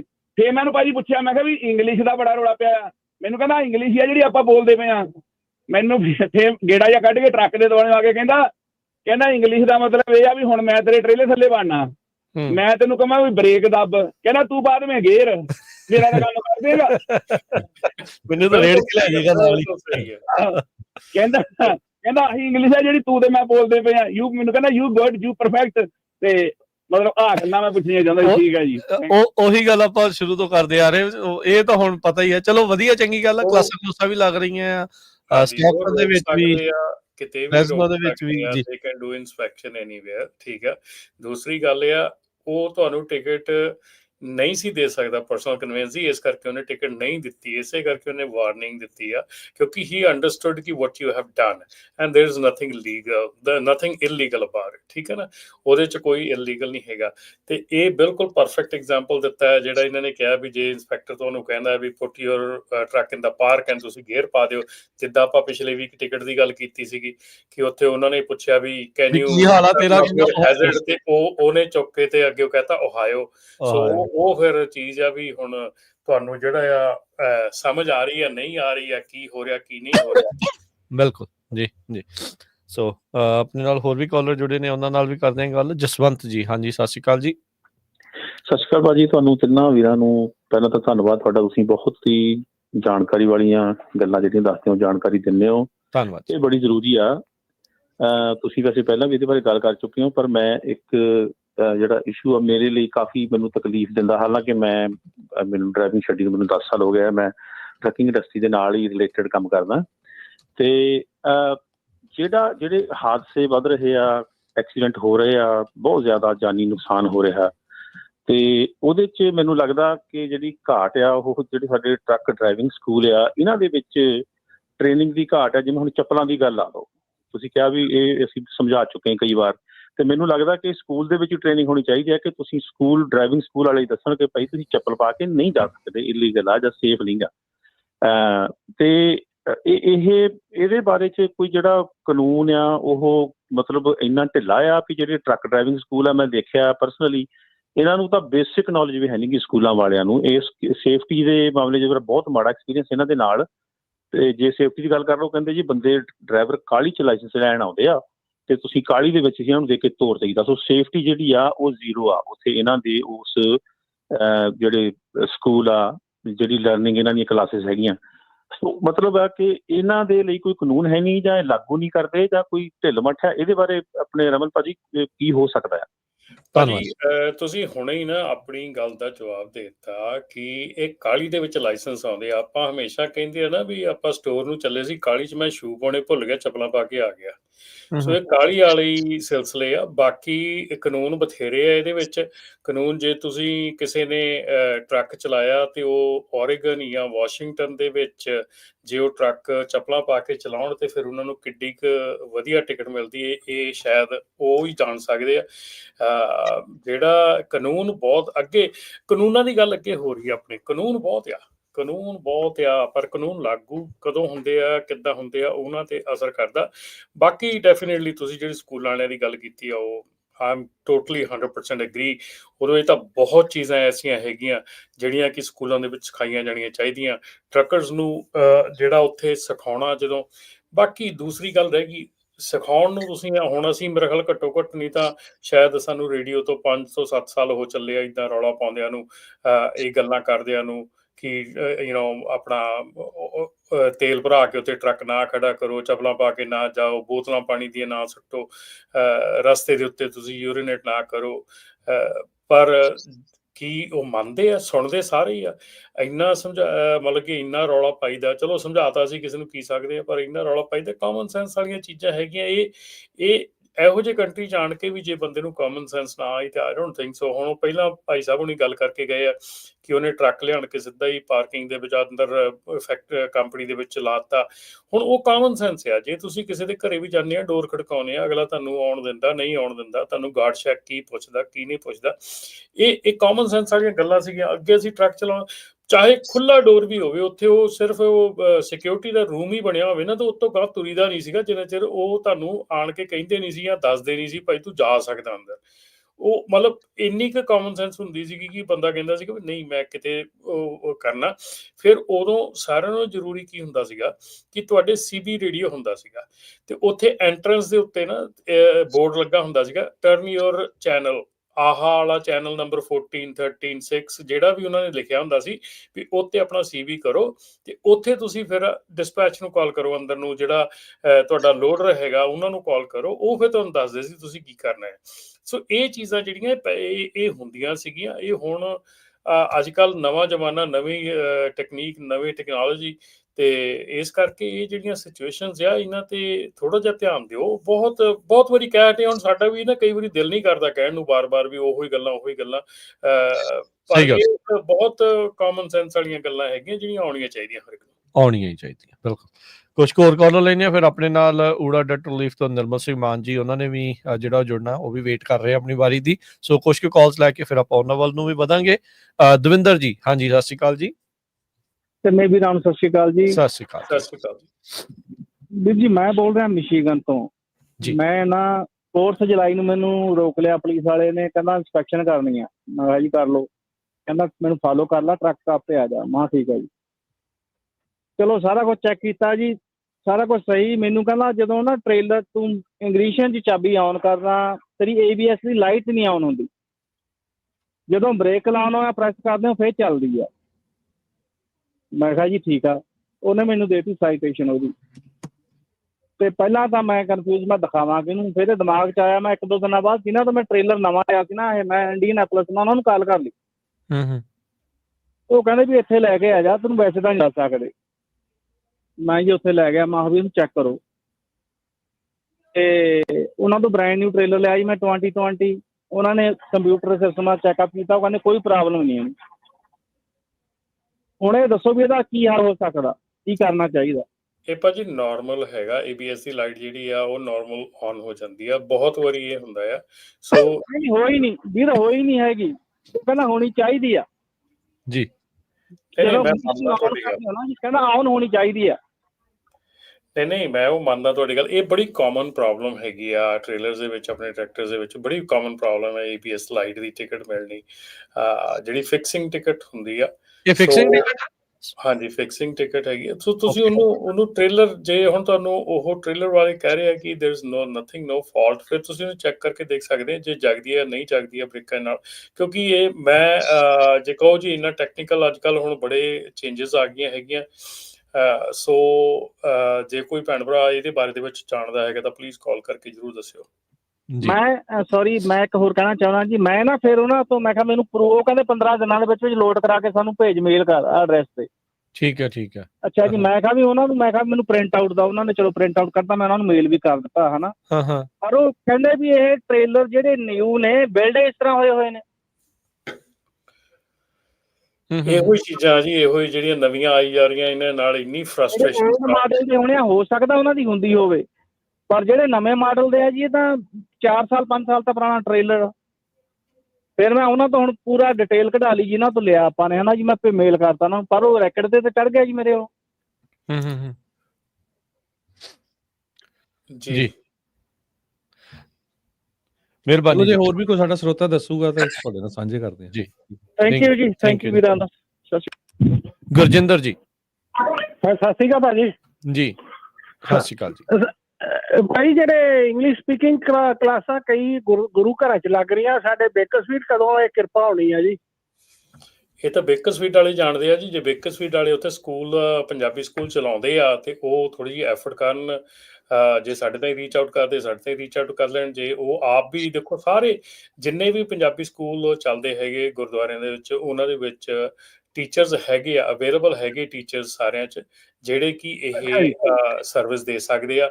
ਅਸੀਂ ਲੇਟਲੀ ਜਿਹੜਾ ਆ ਉਹ ਬੁੱਕਸ ਵਗੈਰਾ ਦੇਖੀਆਂ ਹੈਗੀਆਂ, ਐਮਾਜ਼ੋਨ ਤੇ ਵੀ, ਅਸੀਂ ਵਾਲਮਾਰਟ 'ਚ ਵੀ, ਸਾਰੇ ਤੁਰ ਫਿਰ ਕੇ ਅਸੀਂ ਦੇਖੇ ਹੈਗੇ ਆ। ਉੱਥੇ ਬੁੱਕਸ ਕਾਫੀ ਹੈਗੀਆਂ। ਐਮਾਜ਼ੋਨ ਦੇ ਉੱਤੇ ਬੁੱਕ ਹੈਗੀ 4th ਗ੍ਰੇਡ ਦੀ, ਜਿਹੜੀ ਵਰਕ ਬੁੱਕ ਹੈਗੀ ਆ ਇੰਗਲਿਸ਼ ਦੇ ਵਿੱਚ, ਜਿਹੜੀ ਸੈਂਟੈਂਸ ਜਾਂ ਅੱਖਰ ਬੋਲਣੇ ਆ ਕਰਨੇ। ਮੈਂ ਕੋਸ਼ਿਸ਼ ਕਰਦਾ ਹਾਂ ਕਿ ਜੇ ਮੈਂ ਤੁਹਾਨੂੰ ਫਿਊ ਮਿੰਟਸ ਦੇ ਵਿੱਚ ਉਹ ਬੁੱਕ ਲਿਆਣ ਕੇ ਦਿਖਾ ਸਕਾਂ। ਉਹ ਬੁੱਕ ਬੜੀ ਵਧੀਆ ਹੈਗੀ ਆ, ਅਸੀਂ ਉਹ ਬੁੱਕ ਲੈ ਕੇ ਆਏ ਹੈਗੇ ਆ। ਉਹ ਮੇਰੇ ਖਿਆਲ $10 ਦੀ ਬੁੱਕ ਹੈਗੀ ਆ, ਐਮਾਜ਼ੋਨ ਤੋਂ ਮੰਗਾਈ ਹੈਗੀ ਆ। ਸੋ ਉਹ ਬੁੱਕ ਤੁਸੀਂ ਲਓ। ਐਕਸਕਿਊਜ਼ ਮੀ, ਕੀ ਨਾਮ ਦੱਸਿਆ ਜੀ ਉਹਦਾ? ਮੈਂ ਤੁਹਾਨੂੰ ਦਿਖਾਲਦੇ ਆ ਬਾਅਦ 'ਚ। 2 ਸੈਕਿੰਡ ਦੇ ਦਿਓ, ਮੈਂ ਇਹਨਾਂ ਨੂੰ ਆਪਣੇ ਰੇਡੀਓ ਵਾਲਿਆਂ ਨੂੰ ਵੀ ਕਹੂੰਗਾ ਕਿ ਮੈਨੂੰ 2 ਸੈਕਿੰਡ ਲਈ ਜਾ ਲੈਣ ਦਿਓ, ਤੇ ਮੈਂ ਤੁਹਾਨੂੰ ਹੁਣੇ ਲਿਆ ਕੇ ਦਿਖਾ ਦਿੰਦਾ। ਠੀਕ ਹੈ ਜੀ, ਮਿਹਰਬਾਨੀ। ਨਾਲੇ ਖਾਸ ਕਰਕੇ ਜਿਹੜੇ ਗੁਰੂ ਘਰਾਂ ਦੇ ਪ੍ਰਬੰਧਕ ਆ ਬੇਕਰਸਫੀਲਡ ਏਰੀਏ ਦੇ, ਦਸ਼ਮੇਸ਼ ਦਰਬਾਰ ਜਾਂ ਗੁਰੂ ਅੰਗਦ ਦਰਬਾਰ ਜਾਂ ਹੋਰ, ਉਹ ਸੁਣਦੇ ਆ। ਠੀਕ ਆ, ਉੱਥੇ ਖਾਲਸਾ ਸਕੂਲ ਲੱਗਦੇ ਆ। ਤੇ ਕਿਉਂਕਿ ਹੁਣ ਸਟਾਕਟਨ ਗੁਰੂ ਘਰ ਵਾਲਿਆਂ ਨੇ ਵੀ ਇੰਗਲਿਸ਼ ਦੀਆਂ ਕਲਾਸਿਸ ਸ਼ੁਰੂ ਕੀਤੀਆਂ ਹੈਗੀਆਂ, ਇਕੱਲੇ ਟਰੱਕਰਸ ਲਈ ਨਹੀਂ, ਹੋਰ ਵੀ ਜੇ ਕੋਈ ਸਿੱਖਣਾ ਚਾਹੁੰਦਾ। ਤੇ ਫਰਿਜ਼ਨੋ ਦੇ ਵਿੱਚ ਵੀ ਗੁਰਦੁਆਰਾ ਗੁਰੂ ਨਾਨਕ ਪ੍ਰਕਾਸ਼, ਉੱਥੇ ਵੀ ਸ਼ੁਰੂ ਹੋਈਆਂ ਆ। ਸੋ ਬੇਕਰਸਫੀਲਡ 'ਚ ਵੀ ਕੋਈ ਸ਼ੁਰੂ ਕਰਨਾ ਚਾਹੁੰਦਾ ਆ ਤੇ ਸਾਨੂੰ ਦੱਸ ਦਿਓ, ਤੇ ਤੁਸੀਂ ਕੋਲੈਬੋਰੇਸ਼ਨ ਰਮਨ ਸਿੰਘ ਢਿੱਲੋਂ ਹੋਣਾ ਨਾਲ ਕਰ ਲਿਓ, ਕਿਉਂਕਿ ਇਹਨੀ ਆਲਰੇਡੀ ਕਰਿਕੂਲਮ ਵਗੈਰਾ ਜਿਹੜਾ ਸਾਰਾ ਸੋ ਮੇਰੇ ਖਿਆਲ ਇਹ ਕੀਤਾ ਤੇ ਉਹ ਸੌਖਾ ਰਹੂਗਾ। ਹਾਂਜੀ ਜੀ ਰਮਨ ਜੀ, ਦੇਖ ਲਈ ਜੀ। ਇਹ ਬੁੱਕ ਹੈਗੀ ਆ ਜੀ ਜਿਹੜੀ ਅਸੀਂ ਲਈ ਆ, ਇਹਦੇ 'ਚ ਕਾਫੀ ਬੈਨੀਫਿਸ਼ੀਅਲ ਹੈਗਾ ਆ। ਤੁਸੀਂ ਜੇ ਇਹਦਾ ISBN ਨੰਬਰ ਜਿਹੜਾ ਹੈਗਾ ਉਹ ਵੀ ਮੈਂ ਦੇ ਸਕਦਾ ਹੈਗਾ, ਜਦੋਂ ਵੀ ਜੇ ਕਿਸੇ ਨੂੰ ਲੋੜ ਹੈ ਤਾਂ ਮੈਨੂੰ ਟੈਕਸਟ ਕਰ ਲੈਣ 5597018000 ਤੇ 5597018000 ਤੇ ਟੈਕਸਟ ਕਰ ਲਓ ਤੇ ਮੈਂ ਤੁਹਾਨੂੰ ਇਹ ਬੁੱਕ ਦੀ ਇਨਫੋਰਮੇਸ਼ਨ ਦੇ ਦੂੰਗਾ। ਕਾਫੀ ਬੁੱਕਸ ਹੈਗੀਆਂ ਅਵੇਲੇਬਲ ਹੈਗੀਆਂ ਬੱਚਿਆਂ ਦੇ ਲਈ, ਜਿਹੜੀਆਂ ਹੁੰਦੀਆਂ ਉਹ ਅਵੇਲੇਬਲ ਹੈਗੀਆਂ, ਤੁਸੀਂ ਉਹਨਾਂ ਨੂੰ ਲੈ ਸਕਦੇ ਆ। 3rd ਤੇ 4th ਗ੍ਰੇਡ ਦੀਆਂ ਜਿਹੜੀਆਂ ਬੁੱਕਸ ਆ, ਅਸੀਂ ਸਰਚ ਕਰਕੇ ਦੇਖਿਆ ਕਿ ਉੱਥੇ ਇੱਕ ਸਾਨੂੰ ਚਾਹੀਦੀਆਂ ਹੈਗੀਆਂ ਜਿਹੜੇ ਕਿ ਬਿਗਨਰਸ ਤੋਂ ਥੋੜ੍ਹੇ ਜਿਹੇ ਵਧੀਆ ਹੈਗੇ ਆ। ਜਿਹੜੇ ਬਿਗਨਰਸ ਹੈਗੇ ਆ ਉਹਨਾਂ ਦੇ ਲਈ ਡੈਫੀਨੇਟਲੀ ਬਿਗਨਰਸ ਵਾਲਾ ਚਾਹੀਦਾ, ਪਰ ਜਿਹੜੇ ਆਪਣੇ ਇਸ ਵੇਲੇ ਜਿੰਨੀ ਕੁ ਆਪਣੀ ਕਮਿਊਨਿਟੀ ਦੇ ਵਿੱਚ ਆਪਾਂ ਦੇਖੀ ਆ, ਅਸੀਂ ਗੁਰਦੁਆਰਾ ਸਟਾਕਟਨ ਜਿੰਨੇ ਕੁ ਜਣੇ ਨਾਲ ਮਿਲੇ ਹੈਗੇ, ਗੱਲ ਕੀਤੀ ਹੈਗੀ ਆ, ਉਹਨਾਂ ਤੋਂ ਪਤਾ ਲੱਗਦਾ ਹੈਗਾ ਕਿ ਅਸੀਂ 4th ਜਾਂ 5th ਗ੍ਰੇਡ ਦੀ ਜਿਹੜੀ ਬੁੱਕਸ ਵਰਕਬੁੱਕ ਹੈਗੀਆਂ ਉੱਥੋਂ ਅਸੀਂ ਸ਼ੁਰੂ ਕਰ ਸਕਦੇ ਹਾਂ ਜੀ। ਬਿਲਕੁਲ। ਤੇ ਆਪਣੇ ਅਗਲੇ ਕਾਲਰ ਨੇ ਜਗਰੂਪ ਜੀ, ਤੇ ਫਿਰ ਉਸ ਤੋਂ ਬਾਅਦ ਆਪਾਂ ਨਿਰਮਲ ਮਾਨ ਜੀ ਨਾਲ ਕਰਦੇ ਹਾਂ ਗੱਲ। ਹਾਂਜੀ ਜਗਰੂਪ ਜੀ, ਸਤਿ ਸ਼੍ਰੀ ਅਕਾਲ। ਜਗਰੂਪ ਜੀ। ਹਾਂਜੀ ਹਾਂਜੀ ਹਾਂਜੀ ਹਾਂਜੀ, ਮੈਂ ਨਾ ਮਿਊਟ ਤੇ ਕਰ ਲਿਆ ਸੀਗਾ ਜੀ ਜੀ ਜੀ, ਕੋਈ ਨਹੀਂ। ਹਾਂਜੀ, ਸਤਿ ਸ਼੍ਰੀ ਅਕਾਲ ਜੀ। ਸਤਿ ਸ਼੍ਰੀ ਅਕਾਲ। ਸਤਿ ਸ਼੍ਰੀ ਅਕਾਲ। ਆਪਣੇ ਦੋ ਵਿਸ਼ਿਆਂ ਤੇ ਮੈਂ ਗੱਲ ਕਰਨੀ ਸੀ। ਇੱਕ ਤਾਂ ਤੁਸੀਂ ਕਿਹਾ ਕਿ ਟਰੱਕਿੰਗ ਦੇ ਵਿੱਚ ਜਿਹੜੇ ਲੇ ਆਫ ਹੋ ਰਹੇ ਆ, ਟਰੱਕਿੰਗ ਕੰਪਨੀਆਂ ਕਰ ਰਹੀਆਂ ਜਿੱਥੇ ਬਿਲਡ ਹੁੰਦੇ ਆ ਨਵੇਂ ਟਰੱਕ, ਉਹ ਲਾਜ਼ਮੀ ਇਸ ਕਰਕੇ ਵੀ ਹੋ ਚੱਲੇਗਾ ਕਿਉਂਕਿ ਜਿਹੜਾ ਨਵਾਂ ਟਰੱਕ ਵਾਹੇ ਕਰਨਾ ਕੈਲੀਫੋਰਨੀਆ ਦਾ ਇੱਕ ਬਹੁਤ ਵੱਡਾ ਹਿੱਸਾ ਵਾ ਬਾਕੀ ਸਟੇਟਾਂ ਦੇ ਮੁਕਾਬਲੇ। ਕੈਲੀਫੋਰਨੀਆ ਦੇ ਵਿੱਚ ਰਮਨ ਭਾਜੀ ਨਾਲ ਅੱਗੇ ਵੀ ਗੱਲ ਹੋਈ, ਆਪਾਂ ਇਸ ਵਿਸ਼ੇ ਤੇ ਕਰ ਚੁੱਕੇ ਹਾਂ ਕਈ ਵਾਰ, ਵੀ ਕੈਲੀਫੋਰਨੀਆ ਦੇ ਜਿਹੜੇ ਨਵੇਂ ਲਾ ਪਾਸ ਕੀਤੇ ਨੇ ਉਹਨਾਂ 'ਚ ਜਿਹੜੇ ਨਵੇਂ ਉਹਨਾਂ ਦਾ ਸਿਸਟਮ ਆਪਣੇ ਪੋਲਿਊਸ਼ਨ ਸਿਸਟਮ ਚੇਂਜ ਕਰਕੇ ਭੇਜਿਆ, ਉਹ ਇੱਥੇ ਪਾਸ ਨਹੀਂ ਹੋਇਆ। ਸੋ 2025 ਤੇ 2026 ਦੇ ਜਿਹੜੇ ਬ੍ਰੈਂਡ ਨਿਊ ਟਰੱਕ ਆ ਉਹ ਕੈਲੀਫੋਰਨੀਆ 'ਚ ਫਿਲਹਾਲ ਰਜਿਸਟਰੀ ਨਹੀਂ ਹੋ ਰਹੇ। ਇਸ ਕਰਕੇ ਕੈਲੀਫੋਰਨੀਆ ਦੇ ਵਿੱਚ ਕੋਈ ਵੀ ਨਵਾਂ ਟਰੱਕ ਬਾਏ ਨਹੀਂ ਕਰ ਰਿਹਾ। ਇਹ ਇੱਕ ਵੱਡਾ ਕਾਰਨ ਵੀ ਮੈਨੂੰ ਲੱਗਦਾ। ਠੀਕ ਹੈ। ਸੋ ਗੱਲ ਅੰਗਰੇਜ਼ੀ ਦੀ ਚੱਲਦੀ ਸੀਗੀ ਜੀ। ਪਿਛਲੇ ਐਤਵਾਰ ਪਹਿਲੀ ਕਲਾਸ ਬਾਬਾ ਦੀਪ ਸਿੰਘ ਜੀ ਖਾਲਸਾ ਸਕੂਲ ਫਿਜਰੋਂ ਗੁਰਦੁਆਰਾ ਗੁਰੂ ਨਾਨਕ ਪ੍ਰਕਾਸ਼ ਲੱਗੀ ਆ ਜੀ। ਉਹਦੇ ਵਾਸਤੇ ਜੀ ਮੈਂ ਇਹ ਕਹਿਣੀ ਚਾਹੁੰਦਾ ਗੱਲ ਵੀ ਹੈਰਾਨੀਜਨਕ ਰਿਪੋਰਟ ਸਾਹਮਣੇ ਆਈ ਆ। ਅੰਗਰੇਜ਼ੀ ਤਾਂ ਇੱਕ ਬਹੁਤ ਦੂਰ ਦਾ ਮੁੱਦਾ ਵਾ, ਬੋਲਣੀ ਜਾਂ ਨਾ ਬੋਲਣੀ। ਅਸੀਂ ਪੂਰੀ ਦੀ ਪੂਰੀ ਕਲਾਸ ਉਸ ਦਿਨ ਪੰਜਾਬੀ 'ਚ ਹੀ ਲਈ। ਸਾਡੇ ਜਿੰਨੇ ਵੀ ਟਰੱਕਰ ਵੀਰ ਆਏ, ਹੈਰਾਨੀ ਵਾਲੀ ਗੱਲ ਹੈ ਕਿ ਬੇਸਿਕ ਇਨਫੋਰਮੇਸ਼ਨ ਟਰੱਕਿੰਗ ਦੇ ਰਿਲੇਟਡ, ਇੱਕ ਟਰੱਕ ਡਰਾਈਵਰ ਕੋਲੇ ਕਿਹੜੇ ਕਿਹੜੇ ਡਾਕੂਮੈਂਟਸ ਉਹ ਕੈਰੀ ਕਰਦਾ, ਆਫਿਸਰ ਕਿਹੜੇ ਕਿਹੜੇ ਨਾਵਾਂ ਨਾਲ ਉਹ ਪੁੱਛ ਸਕਦਾ, ਕੈਬ ਕਾਰਡ ਕੀ ਹੁੰਦਾ, ਰਜਿਸਟ੍ਰੇਸ਼ਨ ਕੀ ਹੁੰਦੀ ਆ, ਇਹ ਵੀ ਨਹੀਂ ਪਤਾ ਬਹੁਤ ਸਾਰੇ ਡਰਾਈਵਰਾਂ ਨੂੰ। ਐਫਟਾ ਕਾਰਡ ਕੀ ਆ, ਉਹਨੂੰ ਉਹ ਕੀ ਕੰਮ ਆਉਂਦਾ ਇਹ ਨਹੀਂ ਪਤਾ। ਪ੍ਰੀ ਟ੍ਰਿਪ ਇੰਸਪੈਕਸ਼ਨ ਨੂੰ PTI ਕਹਿੰਦੇ ਆ, PTI ਕੀ ਹੁੰਦੀ ਆ ਉਹਨਾਂ ਨੂੰ ਇਹ ਨਹੀਂ ਪਤਾ ਵੀ ਪ੍ਰੀ ਟ੍ਰਿਪ ਇੰਸਪੈਕਸ਼ਨ ਨੂੰ PTI ਨੂੰ ਪ੍ਰੀ ਟ੍ਰਿਪ ਇੰਸਪੈਕਸ਼ਨ ਕਹਿੰਦੇ, ਇਹਦੀ ਫੁੱਲ ਫਾਰਮ ਕੀ ਆ। ਡਰਾਈਵਰ DVIR ਕਰਦਾ ਵਾ, driver vehicle inspection report daily ਬਣਾਉਣੀ ਆ, ਡਰਾਈਵਰ ਨੂੰ ਨਹੀਂ ਪਤਾ। ਇੰਸ਼ੋਰੈਂਸ ਦਾ ਨਹੀਂ ਪਤਾ, 90 ਡੇਜ਼ ਇੰਸਪੈਕਸ਼ਨ ਕੀ ਹੁੰਦੀ ਆ, 30 ਡੇਜ਼ ਇੰਸਪੈਕਸ਼ਨ ਕੀ ਹੁੰਦੀ ਆ, ਬਿਟ ਇੰਸਪੈਕਸ਼ਨ ਕੀ ਆ, ਐਨੂਅਲ ਇੰਸਪੈਕਸ਼ਨ ਕੀ ਆ, ਕਿੱਦਾਂ ਦਾ ਫਾਰਮ ਹੁੰਦਾ ਟਰੱਕ 'ਚ ਹੈਗਾ ਕਿ ਨਹੀਂ ਹੈਗਾ। ਈਵਨ ਓਨਰ ਪੇਟਰਾਂ ਨੂੰ ਵੀ ਕਈ ਗੱਲਾਂ ਦੇ ਵਿੱਚ ਨਹੀਂ ਸੀ ਪਤਾ। ਉੱਥੇ ਬੈਠਿਆਂ ਨੂੰ ਸਿਰਫ 2-3 ਬੱਚੇ ਸੀ ਜਿਹੜੇ ਅਮਰੀਕਾ ਦੇ ਪੜ੍ਹੇ ਹੋਏ ਸੀ। ਮੈਂ ਤਾਂ ਬੁਲਾਇਆ ਸੀ ਵੀ ਜੇ ਅੰਗਰੇਜ਼ੀ ਦੀ ਲੋੜ ਪੈ ਗਈ ਉਹ ਟਰੱਕਿੰਗ ਲਾਈਨ 'ਚ ਆ ਜਾਓ। ਉਹਨਾਂ ਨੂੰ ਪਤਾ ਸੀ, ਚਲੋ ਮੈਨੂੰ ਪਤਾ ਸੀ। ਮੈਨੂੰ ਇੱਕ ਕੁਐਸਚਨ ਦਾ ਨਹੀਂ ਪਤਾ ਲੱਗਿਆ ਕਿਉਂਕਿ ਉਹ ਨਵੇਂ ਕੁਐਸਚਨ ਨੇ ਜਿਹੜੇ ਕਿ ਬੱਚੇ ਅੱਜ ਕੱਲ੍ਹ ਵਰਕ ਪਰਮਿਟ ਤੇ ਕੰਮ ਕਰਦੇ, ਉਹਨਾਂ ਨੂੰ ਸਵਾਲ ਪੁੱਛਿਆ ਜਾਂਦਾ ਉਹ, ਹੈ ਨਾ। ਮੇਰੇ ਕਹਿਣ ਤੋਂ ਭਾਵ ਇਹ ਆ ਵੀ ਅੰਗਰੇਜ਼ੀ ਸਿੱਖਣ ਤੋਂ ਪਹਿਲਾਂ ਤਾਂ ਬੜੀ ਨੌਲੇਜ ਦੀ ਲੋੜ ਆ ਭਾਈਚਾਰੇ ਨੂੰ। ਸੋ ਉਹਦੇ ਤਹਿਤ ਅਸੀਂ ਕਲਾਸਾਂ ਸ਼ੁਰੂ ਕਰ ਲਈਆਂ ਨੇ। ਬਾਕੀ ਗੁਰੂ ਘਰਾਂ 'ਚ ਵੀ ਲੋੜ ਆ। ਉੱਥੇ ਟਰੱਕਿੰਗ ਸਕੂਲਾਂ ਵਾਲੇ ਵੀ ਇੱਕ ਵੀਰ ਆਏ ਸੀਗੇ, ਉਹਨਾਂ ਨੇ ਵੀ ਕਿਹਾ ਵੀ ਅਸੀਂ ਆਪਣੇ ਤੌਰ ਤੇ ਉੱਥੇ ਸ਼ੁਰੂ ਕਰਦੇ ਹਾਂ। ਜਿਸ ਤਰ੍ਹਾਂ ਹੁਣ ਵੀਰ ਇੱਕ ਪਹਿਲਾਂ ਗੱਲ ਸੁਣਾਉਂਦੇ ਕਹਿ ਕੇ ਗਿਆ ਵੀ ਮੇਰੇ ਟਰੱਕ ਦੇ ਉਹਨੇ ਵੱਟ ਕੱਢਤੇ ਚੈੱਕ ਕਰਨ ਵਾਲੇ। ਉਹ ਵੱਟ ਨਹੀਂ ਹੁੰਦੇ, ਉਹਨੂੰ ਲੈਵਲ 1 ਇੰਸਪੈਕਸ਼ਨ ਕਹਿੰਦੇ ਆ। ਤੁਹਾਨੂੰ ਪੁਲਿਸ ਵਾਲਾ ਆ ਕੇ ਕੀ ਕਹਿੰਦਾ, ਮੈਂ ਲੈਵਲ 1 ਇੰਸਪੈਕਸ਼ਨ ਕਰਨੀ ਆ, ਲੈਵਲ 2 ਕਰਨੀ ਆ, ਲੈਵਲ 3 ਕਰਨੀ ਆ, ਤੇ ਕਿਹੜੇ ਕਿਹੜੇ ਉਹ 'ਚ ਪਾਰਟ ਆਉਂਦੇ ਨੇ।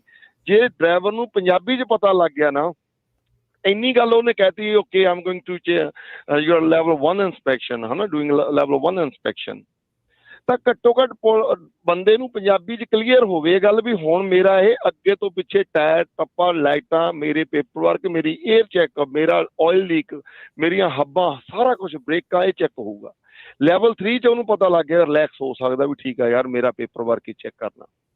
ਲੈਵਲ 2 ਦੇ ਵਿੱਚ ਮੇਰੀਆਂ ਲਾਈਟਾਂ ਚੈੱਕ ਕਰੂ ਬਾਹਰੋਂ ਚੈੱਕ ਕਰੂ। ਸੋ ਕਹਿਣ ਤੋਂ ਭਾਵ ਵੀਰ ਜੀ ਬਹੁਤ ਆਪਾਂ ਇੱਥੇ ਤਕਰੀਬਨ ਜਦੋਂ ਦਾ ਤੁਸੀਂ ਟਰੱਕਿੰਗ ਸ਼ੋਅ ਕਰਿਆ ਮੈਂ ਵੀ ਆ ਕੇ ਬੋਲਦਾ ਵਾਂ। ਸੱਚ ਇਹ ਆ ਵੀ ਮਨ ਉਦਾਸ ਹੋ ਜਾਂਦਾ ਦੇਖ ਕੇ ਇਹਨਾਂ ਗੱਲਾਂ ਨੂੰ ਜਦੋਂ ਗੱਲ ਸਮਝਾਉਣ ਦੀ ਕਰਦੇ ਆ ਸਿੱਖਣ ਦੀ ਕਰਦੇ ਆ। ਅੱਛਾ ਫਿਰ ਮੈਂ ਇੱਕ ਪੁਲਿਸ ਵਾਲੇ ਵੀਰ ਨੂੰ ਬੁਲਾਇਆ ਹੋਇਆ ਉੱਥੇ ਹੈ ਨਾ। ਅਸੀਂ ਆਖਿਆ ਵੀ ਚਲੋ ਘੱਟੋ ਘੱਟ ਤੁਹਾਨੂੰ ਪੁਲਿਸ ਵਾਲਾ ਵੀਰ ਇਹ ਦੱਸੂ ਵੀ ਅਸੀਂ ਜਦੋਂ ਕਿਸੇ ਨੂੰ ਟਿਕਟ ਦਿੰਦੇ ਹਾਂ ਰੋਕ ਕੇ ਹਾਈਵੇ ਤੇ ਕੀ ਦੇਖਦੇ ਹਾਂ ਤੇ ਕੀ ਗੱਲਾਂ ਤੇ ਤੁਹਾਨੂੰ ਡਰ ਹੋਣਾ ਚਾਹੀਦਾ ਕੀ ਸਭ ਤੋਂ ਡਰਨਾ ਕਿ ਨਹੀਂ ਡਰਨਾ। ਜਦੋਂ ਤਾਂ ਗੱਲ ਅੰਗਰੇਜ਼ੀ ਨਾਲ ਜਾਂ ਟਰੱਕਿੰਗ ਨਾਲ ਸੰਬੰਧ ਸੀ ਇੱਕ ਸਵਾਲ ਨਹੀਂ ਪੁੱਛਿਆ ਜਿੰਨੇ ਸਵਾਲ ਉਹ ਤੋਂ ਪੁੱਛੇ ਗਏ ਸਾਰੇ ਹੀ ਉਹ ਸਾਰੇ ਹੱਸ ਪਏ ਬੰਦੇ। ਟਿਕਟ ਸਾਨੂੰ ਜੀ ਜਦੋਂ ਤੁਸੀਂ ਦਿੰਦੇ ਹੋ ਅਸੀਂ ਕੀ ਕਰੀਏ ਉਹ ਸਵਾਲ ਇੰਨੇ ਬੇਸਿਕ। ਸੋ ਮੇਰੇ ਕਹਿਣ ਤੋਂ ਭਾਵ ਇੰਨਾ ਵੀ ਭਾਈ ਜਿੱਥੇ ਜਿੱਥੇ ਵੀ ਸਾਡੀਆਂ ਟਰੱਕਿੰਗ ਕੰਪਨੀਆਂ ਨੇ ਇਹ ਤਾਂ ਮੈਂ ਤੁਹਾਨੂੰ ਉਹ ਦੱਸਦਾ ਨਾ ਹੁਣ ਇਹਦਾ ਹੱਲ ਆ ਜੋ ਹੱਲ ਇਹ ਆ ਰਮਨ ਭਾਜੀ ਆਪਾਂ ਵੀ ਆਪਣੇ ਤੌਰ ਤੇ ਜਿੱਥੇ ਜਿੱਥੇ ਆਪਾਂ ਸਕੂਲ ਗੁਰੂ ਘਰਾਂ 'ਚ ਮਦਦ ਕਰਾਂਗੇ ਸਿੰਘਾਂ ਦੀ ਉੱਥੇ ਤੇ ਜਿੰਨੀਆਂ ਟਰੱਕਿੰਗ ਕੰਪਨੀਆਂ ਸੁਣਦੀਆਂ ਜਾਂ ਤੁਸੀਂ ਓਨਰ ਆਪਰੇਟਰ ਹੋ ਤੁਹਾਡੀ ਫਾਈਲ ਦੇ ਵਿੱਚ ਪਿਆ ਇੱਕ ਡਾਕੂਮੈਂਟ ਚੈੱਕ ਕਰੋ। ਐਵਰੀ ਵੀਕ ਚੈੱਕ ਕਰੋ ਐਵਰੀ ਮੰਥ ਕਰੋ ਕਿ ਤੁਹਾਡੀ ਇੰਸ਼ੋਰੈਂਸ ਐਕਸਪਾਇਰਡ ਤਾਂ ਨਹੀਂ ਹੋਗੀ ਕਿ ਤੁਹਾਡੀ ਲਾਇਸੈਂਸ ਜਿਹੜੀ ਪਲੇਟ ਤੇ ਸਟਿੱਕਰ ਲੱਗਿਆ ਹੋਇਆ ਐਫਟਾ ਸਟਿੱਕਰ ਲੱਗੇ ਹੋਇਆ ਐਫਟਾ ਸਟਿੱਕਰ ਤੁਹਾਡੇ ਬਾਹਰਲੇ ਤੁਹਾਡੇ ਪੇਪਰ ਫਾਈਲ ਦੇ ਨਾਲ ਉਹਦਾ ਸੀਰੀਅਲ ਨੰਬਰ ਮੈਚ ਕਰਦਾ ਕੀ ਤੁਹਾਡੇ ਕੋਲੇ ਜਿਹੜਾ ਇੰਸ਼ੋਰੈਂਸ ਕਾਰਡ ਆ ਤੁਹਾਡੇ 'ਚ ਉਹ ਹੈਗਾ। ਜਿੱਦਾਂ ਅੱਗੇ ਆਪਾਂ ਇੱਕ ਦਿਨ ਗੱਲ ਕਰੀ ਸੀ ਕਿਸੇ ਨੂੰ ਪੁੱਛਿਆ ਗਿਆ ਲੈ ਐਫਟਾ ਕਾਰਡ ਦੇ ਦਿਓ ਉਹਨੇ ਕੱਢ ਕੇ ਕ੍ਰੈਡਿਟ ਕਾਰਡ ਦੇਤਾ ਜੀ। ਡਰਾਈਵਰ ਨੂੰ ਟਿਕਟ ਮਿਲੀ ਉਹ ਤੋਂ ਐਫਟਾ ਕਾਰਡ ਮੰਗਿਆ ਗਿਆ ਉਹ ਕਿਉਂਕਿ ਐਰੀਜ਼ੋਨਾ ਨਿਊ ਮੈਕਸੀਕੋ ਕੁਝ ਸਟੇਟਾਂ ਵਾਲੇ ਐਫਟਾ ਮੰਗਦੇ ਆ ਜੀ। ਸੋ ਨੌਲੇਜ ਨਹੀਂ ਹੈ। ਸੋ ਮੇਰੇ ਕਹਿਣ ਤੋਂ ਭਾਵ ਇਹ ਆ ਵੀ ਆਪਣੇ ਵੀਰ ਆ ਕੇ ਪੁੱਛਦੇ ਆ ਮੇਰੀ ਹੱਥ ਬੰਨ੍ਹ ਕੇ ਬੇਨਤੀ ਆ ਸਾਰੀਆਂ ਟਰੱਕਿੰਗ ਕੰਪਨੀਆਂ ਨੂੰ ਇੱਕ ਦਿਨ ਸੈਮੀਨਾਰ ਆਪਣੇ ਦਫ਼ਤਰ 'ਚ ਲਾਓ ਜਾਂ ਰਮਨ ਭਾਜੀ ਤੁਸੀਂ ਵੀ ਇੱਥੇ ਆਪਾਂ ਵੀ ਅਸੀਂ ਵੀ ਹੁਣ ਪਿਛਲੇ ਤਾਂ ਅਸੀਂ ਸਾਰਾ ਪੰਜਾਬੀ 'ਚ ਹੀ ਗੱਲ ਕਰੀ ਆ ਐਤਵਾਰ 1:30 ਵਜੇ ਤੋਂ ਲੈ ਕੇ ਗੁਰਦੁਆਰਾ ਗੁਰੂ ਨਾਨਕ ਪ੍ਰਕਾਸ਼ ਦਮਦਮੀ ਟਕਸਾਲ ਦਾ ਸਥਾਨ 99 ਵਾਲਾ ਗੁਰਦੁਆਰਾ ਵੀ ਕਹਿੰਦੇ ਆ ਉੱਥੇ ਹਰ ਸੰਡੇ ਫ੍ਰੀ ਕਲਾਸਾਂ ਨੇ ਵੱਧ ਆ ਜਾਓਗੇ ਵੱਧ ਵੀ ਲਾ ਦਿਆਂਗੇ ਬੱਚੇ ਹੈਗੇ ਨੇ ਪਰ ਅੰਗਰੇਜ਼ੀ ਤੋਂ ਪਹਿਲਾਂ ਸਾਨੂੰ ਟਰੱਕਿੰਗ ਬਾਰੇ ਨੌਲੇਜ ਦਿਓ। ਠੀਕ ਹੈ ਜੀ ਥੈਂਕ ਯੂ ਜਗਰੂਪ ਜੀ ਸ਼ੁਕਰੀਆ ਜੀ ਜੀ ਬਿਲਕੁਲ ਸ਼ੁਕਰੀਆ ਜੀ ਬੜੀ ਮਿਹਰਬਾਨੀ ਤੇ ਬਿਲਕੁਲ ਸੋ ਇਹ ਸਾਰੀਆਂ ਚੀਜ਼ਾਂ ਦਾ ਧਿਆਨ ਰੱਖਣਾ ਹੈ। ਸੋ ਬੇਸਿਕ ਨੌਲੇਜ ਐਜੂਕੇਸ਼ਨ ਜਿਹੜੇ ਵੀ ਤੁਸੀਂ ਬਿਜ਼ਨਸ 'ਚ ਉਹ ਸਾਰੀਆਂ ਚੀਜ਼ਾਂ ਤੁਸੀਂ ਆਪਣੇ ਕੋਲ ਰੱਖੋ ਉਹ ਚੀਜ਼ਾਂ ਦਾ ਧਿਆਨ ਰੱਖੋ। ਰਹਿ ਜਾਂਦੀਆਂ ਕਈ ਦੀ ਚੀਜ਼ਾਂ ਅਸੀਂ ਮੰਨਦੇ ਹਾਂ ਨਹੀਂ ਕਈ ਦੀ ਹੁੰਦਾ ਪਰ ਇਹ ਆ ਵੀ ਹੁਣ ਮੌਕਾ ਹੈਗਾ ਆ ਸਿਖਾਇਆ ਜਾ ਰਿਹਾ ਆ। ਸੋ ਸਾਰਾ ਕੁਛ ਤੁਹਾਨੂੰ ਜਿਹੜਾ ਦੱਸਿਆ ਜਾ ਰਿਹਾ ਤੇ ਤੁਸੀਂ ਉਸ ਇਨਫੋਰਮੇਸ਼ਨ ਦਾ ਫਾਇਦਾ ਚੱਕੋ। ਬਹੁਤ ਸਾਰੀਆਂ ਵੀਡੀਓਜ਼ ਬਹੁਤ ਸਾਰੀ ਇਨਫੋਰਮੇਸ਼ਨ ਆਪਾਂ ਵੀ ਇੱਥੋਂ ਦੱਸਦੇ ਰਹਿੰਦੇ ਹਾਂ ਰਮਨ ਭਾਜੀ ਵੀ ਦੱਸਦੇ ਆ ਹੁਣ ਤਾਂ ਗੁਰੂ ਘਰਾਂ ਦੇ ਵਿੱਚ ਵੀ ਇਹ ਕਲਾਸਾਂ ਜਿਹੜੀਆਂ ਲੱਗ ਰਹੀਆਂ। ਸੋ ਕੋਸ਼ਿਸ਼ ਕਰੋ ਵੀ ਇਹਨਾਂ ਰਿਸੋਰਸਿਸ ਦਾ ਜਿਹੜਾ ਉਹ ਤੁਸੀਂ ਫਾਇਦਾ ਜਿਹੜਾ ਉਹ ਚੱਕੋ। ਬਿਲਕੁਲ ਮੈਂ ਤੁਹਾਨੂੰ ਇਸ ਵੇਲੇ ਆਪਣੇ ਪੋਡਕਾਸਟ ਦੇ ਐਪੀਸੋਡ ਭੇਜੇ ਹੈਗੇ ਜਿੱਥੇ ਮੈਂ ਲੈਵਲ 1 ਇਨਸਪੈਕਸ਼ਨ ਤੋਂ ਲੈ ਕੇ ਲੈਵਲ 8 ਇਨਸਪੈਕਸ਼ਨ ਤੱਕ ਡੀਟੇਲ ਪੰਜਾਬੀ ਦੇ ਵਿੱਚ ਦੱਸਿਆ ਹੈਗਾ ਕਿ ਕੀ ਹੁੰਦੀ ਹੈ ਲੈਵਲ 1 ਇਨਸਪੈਕਸ਼ਨ ਕੀ ਹੁੰਦੀ ਹੈ ਲੈਵਲ 2 3 4 5 6 7 8 ਲੈਵਲ ਤੱਕ ਹੈਗਾ। ਸੋ ਇਹ ਚੀਜ਼ਾਂ ਸਾਰੀਆਂ ਸਾਡੇ ਕੋਲ ਅਵੇਲੇਬਲ ਹੈਗੀਆਂ। ਸਾਰਿਆਂ ਦੀ ਜਿਹੜੀ ਇਸ ਵੇਲੇ ਗੱਲਬਾਤ ਆ ਫੀਡਬੈਕ ਮੇਰੇ ਖਿਆਲ ਜਿਹੜੀ ਗੱਲ ਤੁਸੀਂ ਜਗਰੂਪਾ ਜੀ ਕੀਤੀ ਆ ਉਹ ਸਾਨੂੰ ਇੱਥੇ ਸਟਾਕਟਨ ਵੀ ਦੇਖਣ ਨੂੰ ਮਿਲੀ ਕਿ ਜਿੱਥੇ ਅਸੀਂ ਇੰਗਲਿਸ਼ ਕਲਾਸ ਲਾਈ ਆ ਪਰ ਸਾਨੂੰ ਇੰਨਾ ਬੈਨੀਫਿਟ ਹੋਇਆ ਕਿ ਇੱਥੇ ਸਾਡੀ ਇੰਗਲਿਸ਼ ਕਲਾਸ ਦੇ ਵਿੱਚ ਜਿੰਨੇ ਵੀ ਜਣੇ ਆਏ ਹੈਗੇ ਆ ਉਹਨਾਂ ਨੂੰ ਜਿਹੜੇ ਟੀਚਰ ਹੈਗੇ ਆ ਉਹਨਾਂ ਨੇ ਇੰਗਲਿਸ਼ ਦੇ ਬਾਰੇ ਦੇ ਵਿੱਚ ਹੀ ਗੱਲ ਕੀਤੀ ਆ। ਔਰ ਸਾਡਾ ਜਿਹੜਾ ਕਲਾਸ ਦਾ ਰੂਲ ਸੀਗਾ ਕਿ ਜੇ ਤੁਸੀਂ ਕੋਈ ਵੀ ਕੁਐਸਚਨ ਪੁੱਛਣਾ ਹੈਗਾ ਕੁਝ ਵੀ ਕਰਨਾ ਹੈਗਾ ਉਹ ਇੰਗਲਿਸ਼ 'ਚ ਹੀ ਕਰਨਾ ਹੈਗਾ ਕਲਾਸ ਦੇ ਵਿੱਚ ਤਾਂ ਕਿ ਜਿਹੜੀ ਤੁਹਾਡੀ ਇੱਕ ਤੁਹਾਡੀ ਜ਼ੁਬਾਨ ਆ ਉਹ ਖੁੱਲ ਜਾਵੇ। ਦੂਸਰੀ ਚੀਜ਼ ਆ ਬਿਲਕੁਲ 100% ਐਗਰੀ ਕਰਦਾ ਮੈਂ ਤੁਹਾਡੇ ਨਾਲ ਕਿ ਜਿਹੜੀ ਆਪਣੀ ਹੈਗੀ ਆ ਟਰਮੀਨੋਲੋਜੀ ਆ ਟਰੱਕਿੰਗ ਦੇ ਸਾਈਨ ਹੈਗੇ ਟਰਮੀਨੋਲੋਜੀ ਹੈਗੀ ਆ ਉਹ ਸਾਰੀਆਂ ਚੀਜ਼ਾਂ ਜੇ ਬੇਸਿਕ ਚੀਜ਼ਾਂ ਤੁਹਾਨੂੰ ਨਹੀਂ ਪਤਾ ਹੈਗੀਆਂ ਦੈਨ ਇੰਗਲਿਸ਼ ਸਿੱਖ ਕੇ ਵੀ ਤੁਹਾਨੂੰ ਕੁਝ ਨਹੀਂ ਮਿਲਣਾ ਹੈਗਾ ਕਿਉਂਕਿ ਤੁਹਾਨੂੰ ਬੇਸਿਕ ਨੌਲੇਜ ਟਰੱਕਿੰਗ ਦੀ ਨਹੀਂ ਹੈਗੀ। ਸੋ ਇਸ ਕਰਕੇ ਜਿਹੜੀ ਬੇਸਿਕ ਨੌਲੇਜ ਹੈਗੀ ਆ ਟਰੱਕਿੰਗ ਦੀ ਉਹਦੇ ਲਈ ਕੋਸ਼ਿਸ਼ ਕਰਦੇ ਹਾਂ ਕਿ ਉਹਦੇ ਲਈ ਕੁਛ ਨਾ ਕੁਛ ਆਪਾਂ ਜਿਹੜਾ ਆ ਉਹ ਕਰ ਸਕੀਏ ਤਾਂ ਕਿ ਆਉਣ ਵਾਲੇ ਸਮੇਂ ਦੇ ਵਿੱਚ ਉੱਦਾਂ ਦੀਆਂ ਚੀਜ਼ਾਂ ਜਿਹੜੀਆਂ ਉਹ ਸਟਾਰਟ ਕਰੀਏ ਤਾਂ ਕਿ ਜਿਹੜੀਆਂ ਬੇਸਿਕ ਚੀਜ਼ਾਂ ਹੈਗੀਆਂ ਉਹ ਤੁਹਾਨੂੰ ਪਤਾ ਲੱਗ ਸਕਣ। ਬਹੁਤ ਸ਼ੁਕਰੀਆ, ਮਿਹਰਬਾਨੀ। ਤੇ ਹੁਣ ਆਪਾਂ ਹਰਜੋਤ ਜੀ ਕਰਦੇ ਹਾਂ ਨਿਰਮਲ ਮਾਨ ਜੀ ਦੇ ਨਾਲ ਗੱਲਬਾਤ। ਰਮਨ ਜੀ ਸ਼ੁਕਰੀਆ, ਮਿਹਰਬਾਨੀ ਅੱਜ ਦੇ ਪ੍ਰੋਗਰਾਮ ਦੇ ਲਈ, ਧੰਨਵਾਦ ਤੁਹਾਡਾ। ਸਤਿ ਸ਼੍ਰੀ ਅਕਾਲ। ਤੇ ਆਪਣੇ ਨਾਲ ਹੁਣ ਨਿਰਮਲ ਮਾਨ ਜੀ ਜਿਹੜੇ ਜੁੜ ਚੁੱਕੇ ਨੇ ਊੜਾ ਡੈਟ ਰਿਲੀਫ ਤੋਂ। ਨਿਰਮਲ ਭਾਜੀ ਜੀ ਆਇਆਂ ਨੂੰ, ਸਵਾਗਤ ਹੈ। ਸਤਿ ਸ਼੍ਰੀ ਅਕਾਲ ਜੀ। Thank you. ਸਤਿ ਸ਼੍ਰੀ ਅਕਾਲ। ਸਤਿ ਸ਼੍ਰੀ ਅਕਾਲ ਰਾਜ। ਸਤਿ ਸ਼੍ਰੀ ਅਕਾਲ ਜੋਤ ਭਾਜੀ। ਸਤਿ ਸ਼੍ਰੀ ਅਕਾਲ ਜੀ। ਸਤਿ ਸ਼੍ਰੀ ਸੋ ਅਸੀਂ ਅਕਾਲ। ਪਹਿਲਾਂ ਖਬਰ ਕਰਦੇ ਸੀ ਵੀ ਇਹ ਜਿਹੜੇ 2 ਕੁਆਟਰ ਆ ਨਾ, ਇਸ ਵਾਰੀ ਵੀ 2025 ਦੇ ਟਰੱਕਿੰਗ ਦੇ ਬਹੁਤ ਬੈਡ ਨਿਕਲੇ ਹੈਗੇ ਆ। ਕਹਿੰਦੇ ਫਰੇਟ ਰਿਸੈਸ਼ਨ ਵਾਲਾ ਹੀ ਕੰਮ ਸੀ। ਸੋ ਪਿਛਲੇ ਸਾਲ ਸੋਚਦੇ ਸੀ ਵੀ ਸ਼ਾਇਦ ਇਸ ਵਾਰ ਪਿਕਅਪ ਹੋਵੇ, ਤੇ ਆਪਾਂ ਦੇਖ ਹੀ ਰਹੇ ਹਰ ਰੋਜ਼ ਬੈਂਕਰਪਸੀਆਂ ਹੋ ਰਹੀਆਂ। ਅੱਜ ਵੀ ਖਬਰ ਕੀਤੀ ਹੈਗੀ ਆ। ਸੋ ਆਪਣੀ ਕਿਉਂਕਿ ਕਮਿਊਨਿਟੀ ਦੇ ਬਹੁਤ ਵੱਡੀ ਗਿਣਤੀ ਟਰੱਕਿੰਗ ਦੇ ਵਿੱਚ ਆ, ਸੋ ਬਹੁਤਿਆਂ ਦੇ ਸਿਰ ਤੇ ਕਰਜ਼ਾ ਚੜਿਆ ਹੋਇਆ। ਹਾਲਾਂਕਿ ਅਸੀਂ ਰੌਲਾ ਬਹੁਤ ਪਾਉਂਦੇ ਰਹੇ 4-5 ਸਾਲ ਵੀ ਭਾਈ ਟਰੱਕ ਨਾ ਲਓ, ਨਾ ਲਓ। ਸਾਨੂੰ ਬਦਨਾਮ ਵੀ ਬਹੁਤ ਕਰਦੇ ਰਹੇ ਵੀ ਡਰਾਈ ਜਾਂਦੇ ਜੀ, ਡਰਾਈ ਜਾਂਦੇ ਆ। ਤੇ ਹੁਣ ਉਹਨਾਂ ਦੀ ਕਿਸ ਤਰ੍ਹਾਂ ਹੈਲਪ ਹੋ ਸਕਦੀ ਹੈਗੀ? ਜੀ ਭਾਜੀ ਬਿਲਕੁਲ। ਆਈ ਥਿੰਕ ਸਹੀ ਗੱਲ ਆ ਤੁਹਾਡੀ ਕਿ ਥੋੜਾ ਜਿਹਾ ਟਾਈਮ ਸਾਂਭਣ ਦੀ ਜ਼ਰੂਰਤ ਹੁੰਦੀ ਹੈ। ਅਜੇ ਵੀ ਕੋਈ ਨਾ ਟਾਈਮ ਵਿਗੜਿਆ ਨਹੀਂ ਹੈਗਾ, ਬਿਕਾਜ਼ ਚੱਕਰ ਇਹੀ ਹੈ ਕਿ ਇਨਫਲੇਸ਼ਨ ਵੱਧਦੀ ਜਾ ਰਹੀ ਹੈ। ਜੇ ਓਵਰਆਲ ਤੁਸੀਂ ਦੇਖੋ ਤੇ ਸਿਚੁਏਸ਼ਨਸ ਆਰ ਓਨਲੀ ਗੈਟਿੰਗ ਵਰਸ। ਹੁਣ ਈਵਨ ਦੋ ਪ੍ਰੈਜ਼ੀਡੈਂਟ ਪਾ ਰਹੇ ਜ਼ੋਰ ਚੇਅਰਮੈਨ ਪਾਵਰ ਨੂੰ ਰਿਜ਼ਾਈਨ ਕਰਨ ਵਾਸਤੇ। ਉਹਨਾਂ ਦੀ ਕਾਲ ਵਿੱਚ ਡਿਸਕਨੈਕਟ ਜਿਹੜੀ ਹੋ ਗਈ ਆ ਨਿਰਮਲ ਭਾਜੀ ਦੀ। ਸੋ ਉਮੀਦ ਕਰਦੇ ਹਾਂ ਦੁਬਾਰਾ ਜਿਹੜਾ ਉਹ ਆਪਣੇ ਨਾਲ ਉਹ ਜੁੜਦੇ ਆ, ਤਾਂ ਆਪਾਂ ਗੱਲਬਾਤ ਨੂੰ ਜਿਹੜਾ ਉਹ ਕੰਟੀਨਿਊ ਜਿਹੜਾ ਉਹ ਰੱਖਦੇ ਹਾਂ। ਸੋ ਜਰੋਮ ਪਾਵਲ ਵਾਲੀ ਜਿਹੜੀ ਗੱਲ ਹਰਜੋਤ ਸਿੰਘ ਜੀ ਕਰ ਰਹੇ ਸੀਗੇ ਨਿਰਮਲ ਭਾਜੀ, ਤਾਂ ਆ ਗਏ ਨੇ, ਮੁੜ ਆਏ ਨੇ ਜੀ। ਹਾਂਜੀ, ਗਲਤ ਥਾਂ ਦੇ ਬਟਨ ਤੇ ਹੱਥ ਲੱਗ ਗਿਆ ਲੱਗਦਾ। ਮੈਂ ਤਾਂ ਹੱਥ ਪਿੱਛੇ ਰੱਖੇ ਹੋਏ। ਜੀ ਹਾਂਜੀ। ਸੋ ਇਨਫਲੇਸ਼ਨ ਜਿਹੜੀ ਮੈਂ ਅੱਗੇ ਗੱਲ ਕਰ ਰਿਹਾ, ਇਨਫਲੇਸ਼ਨ ਵੱਧਦੀ ਪਈ ਹੈ ਤੇ ਇਨਫਲੇਸ਼ਨ ਵਧਣ ਨਾਲ ਜੇ ਕਿਤੇ ਹੁਣ ਇੰਟਰਸਟ ਰੇਟ ਹੋਰ ਵੀ ਘਟ ਗਏ ਤਾਂ ਉਹ ਕਾਫੀ ਤਗੜੀ ਜ਼ਿਆਦਾ ਰਿਸੈਸ਼ਨ ਜਾਂ ਸਟੈਗਫਲੇਸ਼ਨ ਦਾ ਅੱਗੇ ਵੀ ਜਿਹੜਾ ਖਤਰਾ ਅਜੇ ਤੱਕ ਖਤਮ ਨਹੀਂ ਹੋਇਆ। ਸੋ ਇਨਫਲੇਸ਼ਨ ਵੱਧ ਰਹੀ ਹੈ, ਨਹੀਂ ਵੱਧ ਰਹੀ? ਕੀ ਸਿਚੁਏਸ਼ਨ ਹੈ ਇਨਫਲੇਸ਼ਨ ਦੀ ਇਸ ਟਾਈਮ? ਇਨਫਲੇਸ਼ਨ ਜਿਹੜੀ ਕੱਲ ਰਿਪੋਰਟ ਆਈ ਹੈ ਰਾਜ, ਉਹਨਾਂ ਦੇ ਕਰਕੇ ਜਿਹੜੀ ਇਨਫਲੇਸ਼ਨ ਨਵੀਂ ਰਿਪੋਰਟ ਆ ਦੇ ਨਾਲ ਇਨਫਲੇਸ਼ਨ 2.6 ਉੱਪਰ ਚਲੀ ਗਈ ਹੈ। ਪਿਛਲੇ ਮਹੀਨੇ ਨਾਲ ਇਨਫਲੇਸ਼ਨ ਜਿਹੜੀ ਉੱਪਰ ਗਈ ਹੋਈ ਹੈ, ਈਵਨ ਦੋ ਪ੍ਰੈਜ਼ੀਡੈਂਟ ਬਹੁਤ ਹੀ ਉੱਪਰ ਨਹੀਂ ਗਈ। ਸੋ ਬਹੁਤ ਹੀ ਉੱਪਰ ਤੇ ਉਹਨੂੰ ਆਪ ਡਿਫਾਈਨ ਕਰਨੀ ਹੈ ਕਿ ਉਹਨਾਂ ਵਾਸਤੇ ਜਾਂ ਉਸ ਦਾ 10 ਵੀ ਨਾ ਉੱਪਰ ਹੋਏ। ਇਸ ਟਾਈਮ 2.6 ਉੱਪਰ ਆ। ਜਦੋਂ ਇੰਨੀ ਇਨਫਲੇਸ਼ਨ ਲਾਸਟ ਐਡਮਿਨਿਸਟ੍ਰੇਸ਼ਨ ਦੇ ਵਿੱਚ ਹੀ ਤੇ ਇਹੀ ਸਾਰੇ ਰਿਪਬਲਿਕਨ ਰੌਲਾ ਪਾਉਂਦੇ ਨੇ ਕਿ ਇਨਫਲੇਸ਼ਨ ਬਹੁਤ ਜ਼ਿਆਦੀ ਹੈ। ਪਰ ਹੁਣ ਦੁਬਾਰਾ ਇਨਫਲੇਸ਼ਨ ਦੁਬਾਰਾ ਵੱਧਦੀ ਪਈ ਹੈ। ਔਰ ਜਦੋਂ ਇਨਫਲੇਸ਼ਨ ਵੱਧਦੀ ਹੈ, ਜੇ ਉਦੋਂ ਵਾਰ ਰੇਟ ਘਟਾਤੇ ਤਾਂ ਇਨਫਲੇਸ਼ਨ ਹੋਰ ਜ਼ਿਆਦਾ ਵੱਧ ਜਾਣੀ। ਸੋ ਆਈ ਡੋਂਟ ਥਿੰਕ ਰੇਟ ਘਟਣੇ ਚਾਹੀਦੇ ਨੇ ਇਸ ਟਾਈਮ, ਖਾਸ ਕਰਕੇ ਇੰਟਰਸਟ ਰੇਟ। ਅੱਛਾ, ਮਤਲਬ ਜੇ ਘਟ ਗਏ ਤਾਂ ਫਿਰ ਇਨਫਲੇਸ਼ਨ ਹੋਰ ਜ਼ਿਆਦਾ ਵੱਧ ਜੂਗੀ। ਸੇਮ ਥਿੰਗ ਹੀ ਹੈ ਜਦੋਂ ਕੋਵਿਡ ਵੇਲੇ ਡਾਲਰ ਛਾਪ ਰਹੇ ਸੀਗੇ, ਨੋਟ ਤੇ ਨੋਟ ਛਾਪ ਰਹੇ ਸੀ, ਉਦੋਂ ਸਾਰਿਆਂ ਨੇ ਕਿਹਾ ਸੀਗਾ ਵੀ ਇਨਫਲੇਸ਼ਨ ਇਹਦੇ ਨਾਲ ਵਧਣੀ ਆ, ਡਾਲਰ ਦੀ ਵੈਲਿਊ ਘਟਣੀ ਆ।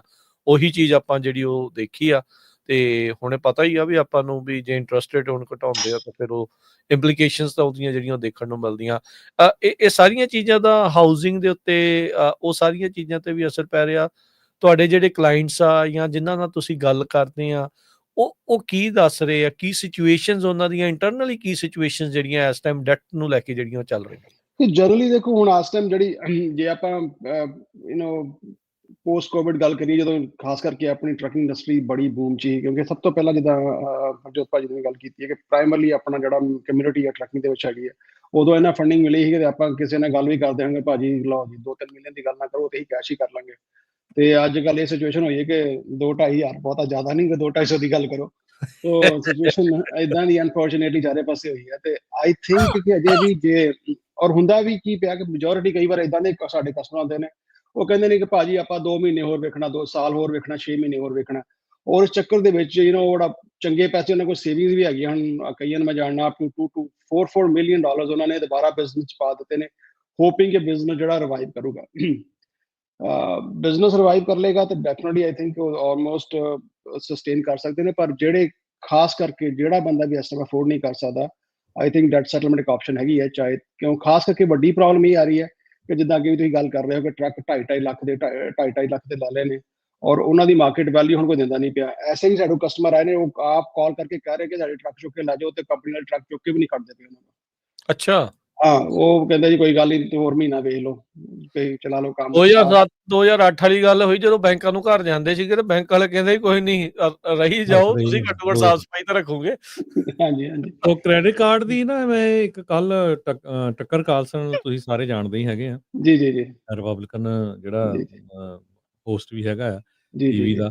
ਉਹਨਾਂ ਨਾ ਇੱਕ ਸੈਮੀਨਾਰ ਕੀਤਾ, ਉਹਦੇ 'ਚ ਉਹ ਕਹਿੰਦਾ ਵੀ ਅਮਰੀਕਾ ਦੇ ਵਿੱਚ biggest cause of human suffering is US credit card ਡੈਪਟ ਯੂਐਸਏ ਦੇ ਵਿੱਚ।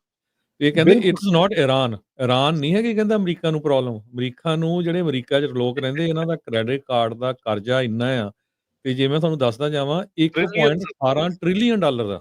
ਬਿਲਕੁਲ ਐਗਜ਼ੈਕਟਲੀ ਔਨ 70% ਲੋਕ ਕਹਿੰਦੇ ਬਈ ਪੂਰੀ ਪੇਮੈਂਟ ਨਹੀਂ ਦਿੰਦੇ ਆਪਣੀ ਕ੍ਰੈਡਿਟ ਕਾਰਡ ਦੀ, 78%।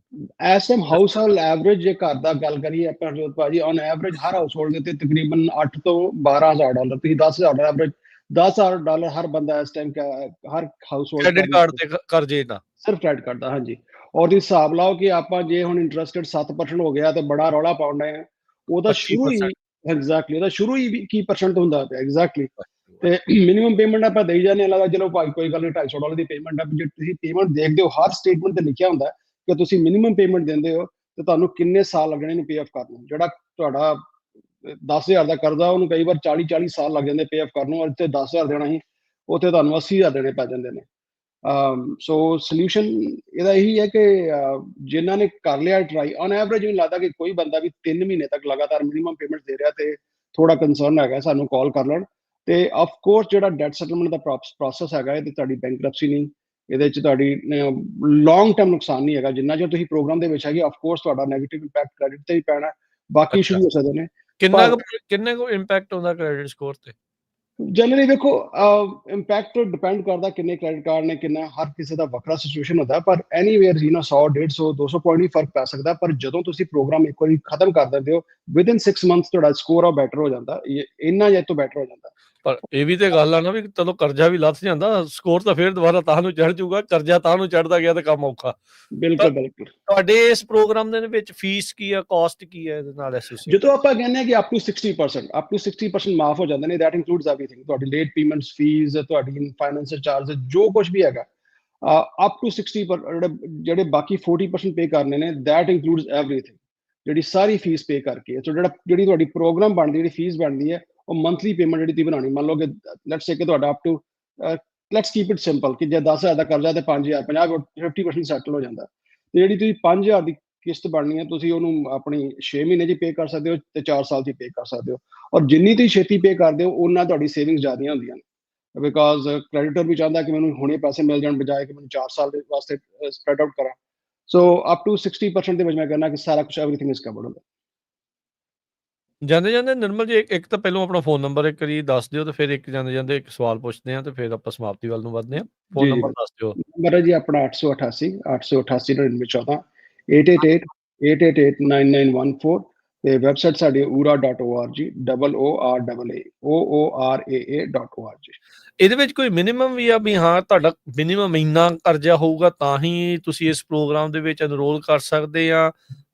ਕੋਈ ਇਹ ਵੀ ਲਿਮਿਟ ਵਗੈਰਾ ਹੈਗੀ ਆ? ਜਨਰਲੀ ਅਸੀਂ ਕੀ ਕਰਦੇ ਹਾਂ ਕਿ ਰੂਲ ਆਫ ਥੰਬ, ਜਿਹੜਾ industry the rule of thumb ਹੈ, ਉਹ ਹੈਗਾ ਤਕਰੀਬਨ $10,000। 10,000 ਤੋਂ ਥੱਲੇ ਹੋਏ ਤਾਂ ਡਜ਼ਨਟ ਮੇਕ ਸੈਂਸ, ਕਿਉਂਕਿ $10,000 ਤੋਂ ਥੱਲੇ ਹੈ ਤਾਂ ਤੁਹਾਨੂੰ ਆਪਣਾ ਕ੍ਰੈਡਿਟ ਔਰ ਆਪਣਾ ਸਿਸਟਮ ਔਰ ਸਾਰਾ ਅਗਲੇ 3-4 ਸਾਲ ਵਾਸਤੇ ਉਹਨੂੰ ਡਰੈਗ ਕਰਨ ਦੀ ਲੋੜ ਨਹੀਂ ਹੈਗੀ। ਜੇ ਹੁਣ ਕਿਹਦਾ $4-5,000 ਦਾ ਕਰਜ਼ਾ ਹੀ ਇਹਦਾ ਰਾਦਰ ਕਿ ਤੁਸੀਂ 4-5,000 ਦੇ ਦਿਓ, ਕਿ ਉਹਦੀਆਂ ਕਿਸ਼ਤਾਂ ਕਰੋਗੇ ਤੁਸੀਂ 1,500 ਦੀਆਂ, that doesn't make sense. So generally ਜਿਹੜਾ ਰੂਲ ਆਫ ਥੰਬ ਹੈ $10,000 ਵੀ। ਠੀਕ ਹੈ। ਤੇ ਟਿਪਸ ਕੀ ਆ ਹੁਣ, ਜਿੱਦਾਂ ਮੰਨ ਲਓ ਕਿਸੇ ਦਾ ਘੱਟ ਆ, ਜਿੱਦਾਂ 10,000 ਤੋਂ ਜਿੱਦਾਂ ਤੁਸੀਂ ਕਿਹਾ ਵੀ ਥੱਲੇ ਘੱਟ ਆ, ਕਿਸੇ ਦਾ ਕ੍ਰੈਡਿਟ ਕਾਰਡ ਦਾ ਹੋਊਗਾ, ਕਿਸੇ ਦਾ ਕੁਛ ਹੋਊਗਾ, ਕਿਸੇ ਦਾ ਕੁਛ ਹੋਊਗਾ, how to go about that ਨੂੰ ਫਿਰ ਅਟੈਕ ਕਿੱਦਾਂ ਕਰਨਾ ਵੀ ਉਹ ਘਟਾਉਣ ਦੇ ਲਈ? ਓਬਵੀਅਸਲੀ ਵੱਡਾ ਚੇਂਜ ਤਾਂ ਲਾਈਫ ਸਟਾਈਲ ਦੇ ਵਿੱਚ ਕਰਨਾ ਪੈਣਾ ਆ, ਵੀ ਸਿਰਫ ਰੋਟੀ ਖਾਣੀ ਆ, ਪਾਣੀ ਪੀਣਾ, ਕੰਮ ਤੇ ਜਾਣਾ ਤੇ ਕੰਮ ਤੋਂ ਆਉਣਾ, ਉਸ ਤੋਂ ਇਲਾਵਾ ਫਿਰ ਚੀਜ਼ਾਂ ਜਿਹੜੀਆਂ ਉਹ ਕਾਫੀ ਕੁਛ ਬਦਲਾਵ ਕਰਨਾ ਪੈਣਾ। ਬਿਲਕੁਲ, ਆਈ ਥਿੰਕ ਕੰਪਲਸਿਵ ਬਾਈ ਹੁੰਦੀ ਨਾ ਅੱਜ ਕੱਲ੍ਹ। ਪਹਿਲਾਂ ਤਾਂ ਅਸੀਂ ਜਾ ਕੇ ਮਾਲ 'ਚ ਜਾ ਕੇ ਲੈ ਲੈਂਦੇ ਹੁੰਦੇ ਹਾਂ, ਅੱਜ ਕੱਲ੍ਹ ਕਾਫੀ ਜਿਹੜੇ ਸਾਡੇ ਮੈਜੋਰਿਟੀ ਕਸਟਮਰਸ ਦੀ ਆਉਂਦੀ ਇਹੀ ਹੁੰਦੀ ਹੈ ਕਿ ਆਨਲਾਈਨ ਬਾਇੰਗ ਬਹੁਤ ਕਰਦੇ ਪਏ ਨੇ ਕ੍ਰੈਡਿਟ ਕਾਰਡ ਦੇ ਨਾਲ। ਤੇ ਥੋੜ੍ਹੀਆਂ ਜਿਹੜੀ ਕੰਪਲਸਿਵ ਬਾਈ ਕਿ ਹਾਂਜੀ ਅੱਜ ਈਮੇਲ ਆ ਗਈ ਹੈ ਕਿ 30% ਆਫ ਤੇ 80% ਆਫ, ਨਵੇਂ ਕ੍ਰੈਡਿਟ ਕਾਰਡ ਸਾਈਨ ਅਪ ਕਰ ਲਓ, ਤੁਹਾਨੂੰ ਹੋਰ ਬੈਨੀਫਿਟਸ ਮਿਲਦੇ ਨੇ। ਇੱਦਾਂ ਦੀਆਂ ਚੀਜ਼ਾਂ ਜਿਹੜੀਆਂ ਅਨਨੈਸੈਸਰੀ ਹੁਣ ਹੋਰ ਥੋੜ੍ਹੇ ਜਿਹੇ ਮਹੀਨਿਆਂ ਨੂੰ ਥੈਂਕਸਗਿਵਿੰਗ ਆ ਜਾਣੀਆਂ, ਜਿਹੜੇ TV ਦੀ ਲੋੜ ਨਹੀਂ, ਆਪਾਂ ਉਹ ਲੈਣ ਲੱਗ ਪੜੇ ਹਾਂ। ਸੋ ਆਹ ਅਨਨੈਸੈਸਰੀ ਚੀਜ਼ਾਂ ਨੂੰ ਉਹਨਾਂ ਨੂੰ ਖਰਚੇ ਥੋੜਾ ਘੱਟ ਕੀਤਾ, ਤਾਂ ਬਾਕੀ ਆਪਣੀ ਕਮਿਊਨਿਟੀ ਦੇ ਵਿੱਚ ਸਭ ਤੋਂ ਵੱਡਾ ਇਸ਼ੂ ਇਹੀ ਹੈਗਾ ਕਿ ਸ਼ੋਅ ਆਫ ਨੂੰ ਥੋੜਾ ਜਿਹਾ ਆਪਾਂ ਘਟਾ ਲਈਏ ਤੇ ਆਪਣੀ ਜਾਨ ਸੌਖੀ ਹੋ ਸਕਦੀ ਹੈ। ਬਿਲਕੁਲ। ਊੜਾ ਰਿਲੀਫ ਵਾਲਿਆਂ ਦੇ ਨਾਲ ਤੁਸੀਂ ਕੰਟੈਕਟ ਕਰਨਾ ਹੈ ਤਾਂ ਕਾਲ ਕਰੋ ਨਿਰਮਲ ਮਾਨ ਜੀ ਨੂੰ 8888889914 888 888 9914। ਨਿਰਮਲ ਮਾਨ ਜੀ ਬਹੁਤ ਧੰਨਵਾਦ, ਬੜੀ ਮਿਹਰਬਾਨੀ। ਮਿਲਦੇ ਹਾਂ ਅਗਲੀ ਵਾਰੀ। ਸਤਿ ਸ਼੍ਰੀ ਅਕਾਲ ਜੀ। ਜੋ ਜੀ, ਸਤਿ ਸ਼੍ਰੀ ਅਕਾਲ ਜੀ। ਸਤਿ ਸ਼੍ਰੀ ਅਕਾਲ।